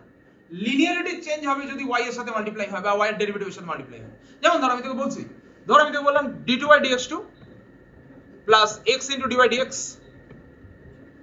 Minus y minus x square y equal to 0। এই যে ডিফারেন্সিয়াল ইকুয়েশনটা দেখছিস, এখানে দেখ হাইয়েস্ট অর্ডার ডেরিভেটিভ কি আছে, d2y dx2। তাহলে হাইয়েস্ট অর্ডার ডেরিভেটিভের যে পাওয়ার সেটাকে বলবো degree of the differential equation. তাহলে এখানে অর্ডার কত 2, কারণ highest order derivative d2 dx2, তাই জন্য অর্ডার 2। আচ্ছা এখানে ডিগ্রি কত 1, কেন? বিকজ হাইয়েস্ট অর্ডার ডেরিভেটিভের যে পাওয়ার সেটা কত 1। তাহলে অর্ডার ডিগ্রি বেরিয়ে যাওয়ার পরে আমি লিনিয়ারিটি চেক করছি, লিনিয়ার কি নন লিনিয়ার। দেখ এখানে কি কোনো টার্ম আছে যেখানে y এর সাথে y বা y এর সাথে তার কোনো ডেরিভেটিভ বা কোনো ডেরিভেটিভের সাথে ডেরিভেটিভ মাল্টিপ্লাই আছে? কোনো টার্ম নেই। দেখ x স্কয়ার আছে, কিন্তু x স্কয়ারের সাথে তো কিছু যায় আসে না, তাহলে এটা লিনিয়ার ওডি। বুঝতে পারলাম ব্যাপারটা একদম গোড়া থেকে ক্লিয়ার করতে পারলাম কি? ঠিক আছে, আরো एग्जांपल দেবো, কোনো চাপ নেই। yes চল আর একটা एग्जांपल দেখা যাক। ধর আমি বললাম y d2y dx2 plus y cube dy dx এর whole square, y d2y dx2 এর whole square plus y cube d2y dx2 এর whole cube plus y to the power 6 x square equal to 5x square. বলতো এই যে differential equation, এটা তো ordinary differential equation. কেন? একটাই ইন্ডিপেন্ডেন্ট ভেরিয়েবল, সেটা হচ্ছে x, আর কোনো ইন্ডিপেন্ডেন্ট ভেরিয়েবল নেই, শুধুমাত্র একটা ইন্ডিপেন্ডেন্ট ভেরিয়েবল, সেজন্য অর্ডিনারি। আচ্ছা বলতো এটার ডিগ্রি কত, অর্ডার কত এবং লিনিয়ার কিনা? অর্ডার ডিগ্রি বল। অর্ডার 2 ডিগ্রি 2 কিন্তু এটা নন লিনিয়ার। তাহলে অর্ডার 2, কেন 2? কারণ হাইয়েস্ট অর্ডার ডেরিভেটিভ 2 আছে, তার পাওয়ার আছে 2, সেই জন্য আবার ডিগ্রিটাও। এখানে মাল্টিপুল আকারে y into d2y by dx2 পাওয়া যাচ্ছে, তাই এটা লিনিয়ার হতে পারলো না। বেশ, তাহলে এটা ডিগ্রিটা 2 আর এটা নন লিনিয়ার। এখানে নন লিনিয়ার আছে, এখানে কথাটা বলে দিই, নন লিনিয়ার যখন লিখবি তখন যে সবকটা লিখতে হবে তা নয়। অনেক ছেলে মেয়েকে দেখেছি সে ব্যাটা কি করছে, নন লিনিয়ার মানে সে লিখছে since y and d2y dx2 whole square is present, এটার কথাও বলছে, আবার এটার কথাও বলছে কিনা y to the power 6 is present, আবার এটার কথাও বলছে y cube into dy dx এর হোল কিউব, এটার কথাও বলছে। আরে ভাই তুই তিনটের কথা কেন বলবি? একটা থাকলেই তো নন লিনিয়ার হয়ে গেল, তিনটের কথা বলার দরকার নেই। বুঝতে পারলাম ব্যাপারটা? তুই বলবি নন লিনিয়ার কারণ এই তিনটের মধ্যে যে কোনো একটাকে বলবি যে এটা প্রেজেন্ট দেখতে পাচ্ছি তাই নন লিনিয়ার। তুই আলাদা আলাদা করে তিনটের কথা কেন বলবি? কিন্তু অনেক ছেলে মেয়ে এই ভুলটা করে ফেলে। দেখতেই পাই তাদের খাতায় যে তারা কি করছে, সবকটা লিখে দিচ্ছে। এবার ভুল মানে কি? ভুল তো বলতে পারি না আমি, কিন্তু আমি বলবো সেটা বোকামো। ভুল কেন হবে? ভুল তো নয়, কিন্তু সে বোকামো করছে। কিছু দরকার নেই তিনটে লেখার একসাথে, তুমি জাস্ট একটা দেখতে পাচ্ছ, একটা লেখো। আচ্ছা বলছি y টু দি পাওয়ার 6 টা লিখছেন? লিখছি, অবশ্যই লিখবো, কারণ y এর পাওয়ার আছে তো, y এর সাথে y মাল্টিপ্লাই আছে। না y থাকলেও তো x স্কয়ার y থাকতে পারে, but x square y square থাকবে না। কি বুঝলাম না, বলা একবার। ওই লিনিয়ার অর্ডার ডিফারেনশিয়াল ইকুয়েশনে y টু দি পাওয়ার 6 এর প্রেজেন্ট আছে জন্য আমি লিখছি না ওটা। লিখলাম তো, এই তো y to the power 6। y to the power 6 হলে ওটা নন লিনিয়ার হবে। হ্যাঁ অবশ্যই, এই কি বললাম ডেফিনিশন, যে y এবং তার ডেরিভেটিভ গুলো যদি কোথাও মাল্টিপ্লাই হয়, y এর সাথে y মাল্টিপ্লাই হলো নন লিনিয়ার, y এর সাথে y এর ডেরিভেটিভ মাল্টিপ্লাই হলো নন লিনিয়ার, y এর কোন একটা ডেরিভেটিভের সাথে y এর কোন একটা ডেরিভেটিভ মাল্টিপ্লাই হলো নন লিনিয়ার। কিন্তু তোকে তিনটেই লিখতে হবে না, আমি চাইলে লিখবো না। তুই আমাকে কি বলবি, আমি লিখলাম না, তুই আমাকে বলতে পারবি কেন লিখিনি? পারবি কি? একটা উপস্থিত আছে, একটা প্রেজেন্ট আছে তো তাই হয়নি। এক্স্যাক্টলি, আমি তো একটা লিখলেই হবে, আমার তো তিনটে লেখার দরকার নেই। আমি এটাই বলতে চাইছি তোকে, তুই যেটা সবচেয়ে তাড়াতাড়ি লেখা হবে, যেমন ধর আমি যখন লিখবো, আমি কি চাইবো, আমার সময়টা বাঁচাতে চাইবো, তো আমি ন্যাচারালি কি লিখবো, আমি জাস্ট ওই y টু দি পাওয়ার 6 এর কথাটা লিখে ছেড়ে দেবো। আমি এত কিছু লিখবোই না, কেন লিখতে যাবো আমি জাস্ট লিখবো দেখো y টু দি পাওয়ার 6 টা প্রেজেন্ট আছে, সুতরাং নন লিনিয়ার। চলো হয়ে গেছে, গল্প শেষ। বুঝতে পারলাম আমি ব্যাপারটা? আমি just y to the power 6 দিয়ে বলে ছেড়ে দেবো y টু দি পাওয়ার 6 টা প্রেজেন্ট আছে, সুতরাং নন লিনিয়ার। ঠিক আছে, আমার তো লেখার দরকারই নেই। কি দরকার আছে আমার লেখা? চল একটা एग्जांपल দেওয়া যাক। ঠিক আছে, চল আমি একটা एग्जांपल আসছি। ধর আমি বললাম তোকে একটা ডিফারেনশিয়াল ইকুয়েশন এরকম দিচ্ছি। Suppose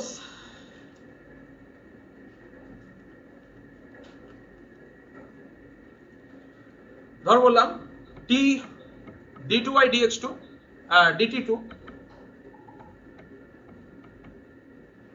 plus t square dy dt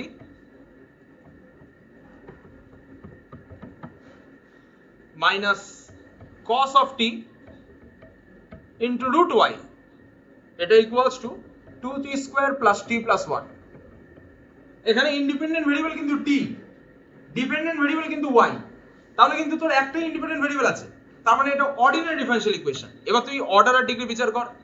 ওডি তো অবশ্যই, আগেরটা ওডি ছিল, এটা ওডি, কারণ একটাই ইন্ডিপেন্ডেন্ট ভেরিয়েবল, সেটা হচ্ছে t, আর কোনো ইন্ডিপেন্ডেন্ট ভেরিয়েবল নেই। এবারে অর্ডার কত বলবি? Order 2 degree 1। আস্তে অর্ডার 2 অবধি ঠিক আছে, ডিগ্রি বলার আগে কিন্তু আমার কথাটা একবার ভেবে নিতে হবে। ছেলে মেয়েদের ভুলটাই আমি কিন্তু তোকে সবার আগে বলে দিয়েছি। মানুষজন যেটা ভুল করে সেটা হচ্ছে ডিগ্রির ডেফিনেশনটা পুরো পড়ে না। আমার ডিগ্রির ডেফিনেশন তুই পড় আগে পুরোটা। Power of the highest order derivatives, লাস্টে কি লেখা আছে? After rationalisation. তুই কি রেশনালাইজ করেছিস? রেশনালাইজেশন মানে polynomial in y and its derivatives, or y এবং ওর ডেরিভেটিভের মধ্যে পলিনোমিয়াল তৈরি করতে হবে। সেটা তুই করেছিস কিনা চেক কর আগে। দেখ y টু দি পাওয়ার হাফটা রয়ে গেছে, এটাকে সরাতে হবে, এটাকে সরাতে হবে। কি বললাম? এবার তুই বলবি সরাবো কিভাবে? ইচ্ছা করলেই তো সরিয়ে দেওয়া যায় না। তুই যদি ওইভাবে সরাতে চাস আমার কথাটা বুঝবি। ধর কেউ বললো যে আমি কি করব, cos t এবং root y এটাকে একদিকে নিয়ে যাব, নিয়ে গিয়ে করে দেবো স্কোয়ার, তাহলে root y থেকে y হয়ে গেল, বাকিগুলো স্কোয়ার টাওয়ার হয়ে গেল। কিন্তু ভুল করলো সে, ভুল করলো সে। কেন ভুল করলো? কারণ তার ডিফারেনশিয়াল ইকুয়েশনে এই ডেরিভেটিভটা যেটা দেওয়া ছিল সেটার পাওয়ারে 1 ছিল, সে স্কোয়ার মারলেই ওখানে 2 চলে আসবে। ইচ্ছা করলে ডিগ্রি পাল্টে দেওয়া যায় না ডিফারেনশিয়াল ইকুয়েশনে। আমার ইচ্ছা করলো আমি ডিগ্রি পাল্টে দিলাম, তাহলে তো তুই আজকে আবার একবার স্কোয়ার করে দিলি, স্কোয়ার করে ওখানে হোল টু দি পাওয়ার 4 করে দিয়ে ডিগ্রি 4 বলে দিলি। একটা ডিফারেনশিয়াল ইকুয়েশনের কতগুলো ডিগ্রি হবে? বুঝতে পারছিস আমার কথাটা? আমি রিপিট করছি আমার কথাটা। অনেকে দেখেছি তারা অ্যাকচুয়ালি ভুলটাই করে, সেটা কি করে না, cos t আর root y এটাকে একদিকে নিয়ে গেল, মানে তারা র্যাশনালাইজ করছে, বাট র্যাশনালাইজ করছে এইভাবে cos t আর root y একদিকে নিয়ে গেল, নিয়ে গিয়ে বোথ সাইডে স্কয়ার করে দিল, বাকিগুলোকে আরেক সাইডে রাখলো। এবার root y স্কয়ার করলে y হয়ে গেল, তার মানে হাফটা চলে গেল, পাওয়ারে হাফ ছিল সেটা চলে গেল, আর এপাশে d2y dt2 যেটা ছিল সেটার হোল স্কয়ার হয়ে গেল। এবার সে ডিগ্রির आंसर লিখছে 2। মজাটা হচ্ছে এখানে আমি কি করব, তার খাতাটা নেব, নিয়ে আবার বোথ সাইডে স্কয়ার করে দেব। স্কয়ার করলে আমার তো y স্কয়ারটা পলিনোমিয়াল, তাতে কোনো সমস্যা নেই। আমার d2y dt2 এর পাওয়ার হয়ে যাবে 4, তাহলে সে ডিগ্রি 2 লিখেছে, আমি কেটে আবার 4 লিখে দেব। আবার আমি করার পরে আরেকজন কি করবে, তার আবার স্কয়ার করে দেবে। তো এইভাবে কি ডিগ্রি চেঞ্জ হতে পারে কোনোদিনও? পারে না। তাহলে ডিগ্রি তো ফিক্সড কোয়ান্টিটি, তাহলে এটা করা যায় না। বোঝা গেল কথাটা? এই যে ইচ্ছা হলো স্কয়ার করে দিলাম, এটা করা যায় না। ক্লিয়ার হলো? আমি বোঝাতে পারলাম? ঠিক আছে? হ্যাঁ, তার মানে রেশনাল তোমায় টি গুলোকে আলাদা cos t টাকে আলাদা করতে হতো, ওটা বুঝলাম না রেশনালাইজটা। y এর সাথে dy dt রিলেশন হবে। র্যাশনালাইজ করা গেলে র্যাশনালাইজ করব, কিন্তু এখানে তো র্যাশনালাইজ করা যাবেই না। এখানে রুট y প্রেজেন্ট আছে, র্যাশনালাইজ করা যাবেই না। তাই জন্য এটাকে বলে নো ডিগ্রি, কোনো ডিগ্রি নেই। এই যে রুট y টা প্রেজেন্ট আছে, এই রুট y টাকে আমি পলিনোমিয়াল ইন y আকারে লিখতে পারবো না। এখানে রুট y এর জায়গায় যদি অন্য কিছু থাকতো তাকে আমি পলিনোমিয়াল ইন y আকারে লেখার চেষ্টা করতে পারতাম, কিন্তু রুট y কে তো আমি পলিনোমিয়াল ইন y আকারে লিখতে পারবো না। বুঝতে পারছিস কথাটা? এখানে যদি y থাকতো তাহলে হতো এটা? হ্যাঁ হতো, একদম হতো। y এর পাওয়ার 1 থাকলে y এর কোনো ঘাত থাকবে না, তাই তো? সবসময় ঘাত y থাকবে না, কে থাকবে। বলেছে? y স্কয়ার থাকতে পারে, y কিউব থাকতে পারে, y টু দি পাওয়ার 4 থাকতে পারে, কিন্তু এমন কোনো পাওয়ার থাকবে না। y এর জন্য রেশনালাইজটা করা যেতে পারে। কি বলছে? আমি এটাই বলতে চাইছি, ধর এখানে তোর হোল টু দি পাওয়ার 3 থাকলো, তাতে ক্ষতি কি আছে? কিন্তু হোল টু দি পাওয়ার 1/3 থাকলে ক্ষতি আছে। কেন ক্ষতি আছে বলতো? বিকজ এই 1/3 থেকে তুই তো র্যাশনালাইজ করতে পারবি না। এই যে dy dt whole to the power 1/3, এটাকে তুই তো dy dt এর পলিনোমিয়াল আকারে লিখতে পারবি না। dy dt মানে y বা তার ডেরিভেটিভের পলিনোমিয়াল আকারে লিখতে পারবি না। y বা তার ডেরিভেটিভের পলিনোমিয়াল আকারে যখন লেখা যাবে তখন আমি এটাকে ডিগ্রি বার করতে পারবো। যদি না লেখা যায়, y বা তার ডেরিভেটিভের পলিনোমিয়াল আকারে যদি সাজানো না যায়, তাহলে আমি ডিগ্রি বার করতেই পারবো না, তাকে বলে নো ডিগ্রি। ভাইবসটা নিতে পারছিস?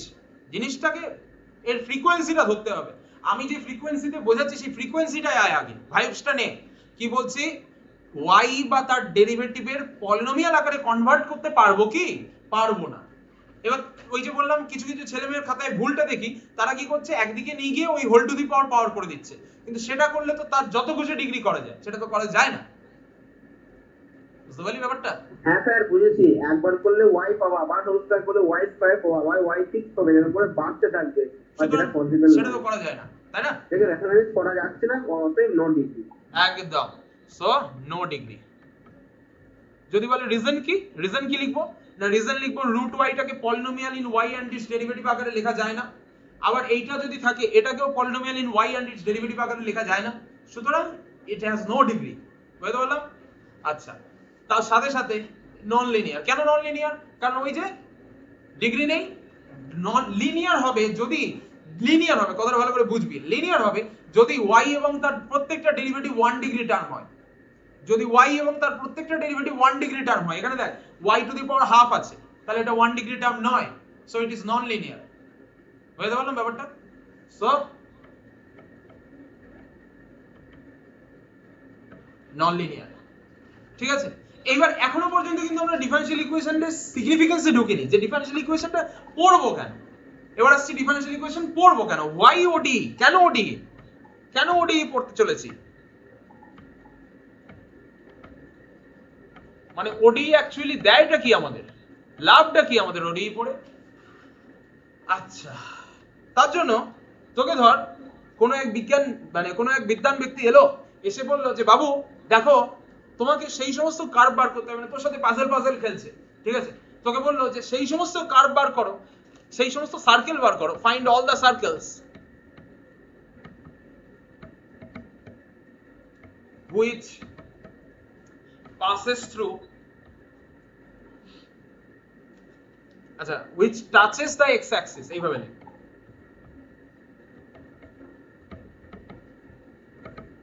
at the origin। সেই সমস্ত সার্কেল বার করো যারা এক্স অ্যাক্সিস কে অরিজিনে টাচ করছে কিন্তু। তো তুই ছবি আঁকলি প্রথমে,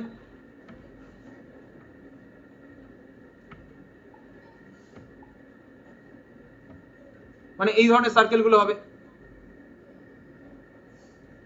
সার্কেলটা এখানেও হতে পারে আবার নিচেও হতে পারে, মানে এরকম হতে পারে,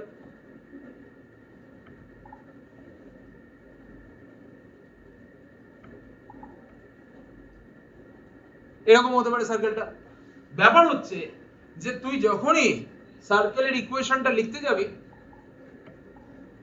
কি লিখবো সার্কেল ইকুয়েশনটা, দেখ সেন্টার কত 0, আলফা ধর, 0, আলফা, রেডিয়াস কত আলফা, তাহলে x minus 0 whole square plus y minus alpha whole square equal to alpha square. আমি যখনই সার্কেল ইকুয়েশন লিখতে যাব আমি তাকে আনসারটা দেবো এইভাবে, সে আমাকে কি বলবে জানিস, আরে বাবা আলফাটা কি, আমি তোমার আলফা চেয়েছি, তোমাকে আমি সার্কেল লিখতে বলেছি, তুমি আলফা দিয়ে দিচ্ছ কেন। তাহলে এইসব লেখা যাবে না, শুধু এক্স আর ওয়াই দিয়ে ইকুয়েশনটা লিখতে হবে, শুধু এক্স আর ওয়াই দিয়ে ইকুয়েশন লিখতে হবে। আমার মাথায় সমস্যা তখন তৈরি হয়ে গেল, আমার মাথায় সমস্যা তখন তৈরি হয়ে গেল যে কিভাবে আমি এক্স আর ওয়াই দিয়ে ইকুয়েশনটা লিখবো। তাহলে আমাকে এক্স আর ওয়াই এর ব্যাপারটা রাখতে হবে, কিন্তু স্টিল আলফাটা যাতে বোঝানো যায়, মানে হ্যাঁ একটা ইকুয়েশন লিখবো তার যেন সত্যি সার্কেল রিপ্রেজেন্ট করে, মানে তুই যে কোনো ইকুয়েশন লিখে দিলি এক্স আর ওয়াই দিয়ে, তাহলে সেটা সার্কেল রিপ্রেজেন্ট করবে না, এই রকম সার্কেল রিপ্রেজেন্ট করতে হবে যেটা ছবিতে আঁকা আছে। ব্যাপারটা তখন জটিল হয়ে গেল। তাহলে তখন তাকে সন্তুষ্ট করার জন্য, যে কোয়েশ্চেনটা করেছে তাকে স্যাটিসফাই করার জন্য আমরা কি করব, আমরা সবার আগেই আলফাটাকে তাড়ানোর চেষ্টা করব। তো আলফা তাড়ানোর একটাই উপায়, আগেই তাকে আমরা এই অঙ্কটা দেখাবো না এখনো পর্যন্ত, তাকে আমরা সলিউশনটা করব, আগে করে দেখাবো। তাহলে কি করব, এটাকে এইভাবে লিখবো, x square plus y square minus 2 alpha y equal to 0। এখান থেকে টুক করে আলফাটা বার করে নে, বা 2 আলফাটা বার করে নে, যেটা পারিস কর।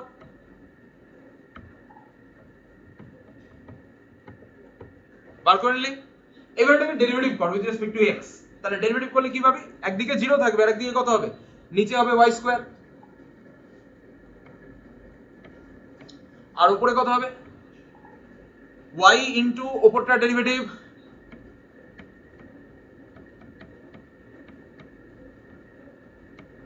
মাইনাস উপরেরটা ইনটু নিচেরটা ডেরিভেটিভ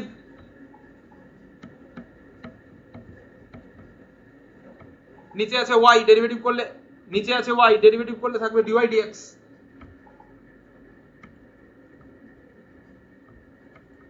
ইকুয়াল টু ডান দিকে ডেরিভেটিভ করতে 0 হয়ে গেছে। তাহলে আমি ডিফারেন্সিয়েট করলাম, এবার এটাকে একটু সাজিয়ে গুছিয়ে লিখি, দেখা যাক কি হয়।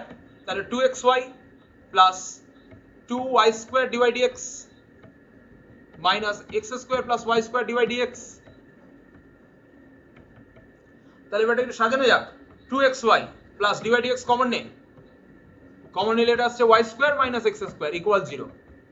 এইবার আমি যে ইকুয়েশনটা পেয়েছি, আমি এত ছাড়ার পাত্র নই, আমি যে ইকুয়েশনটা পেয়েছি সেই ইকুয়েশনটা দিয়ে দিলাম ওই ভদ্রলোককে, যিনি আমাকে দেখাতে এসেছিলেন যে সার্কেল কিভাবে লিখতে হয় উইদাউট এনি কনস্ট্যান্ট, তাকে দিয়ে দিলাম ইকুয়েশনটা।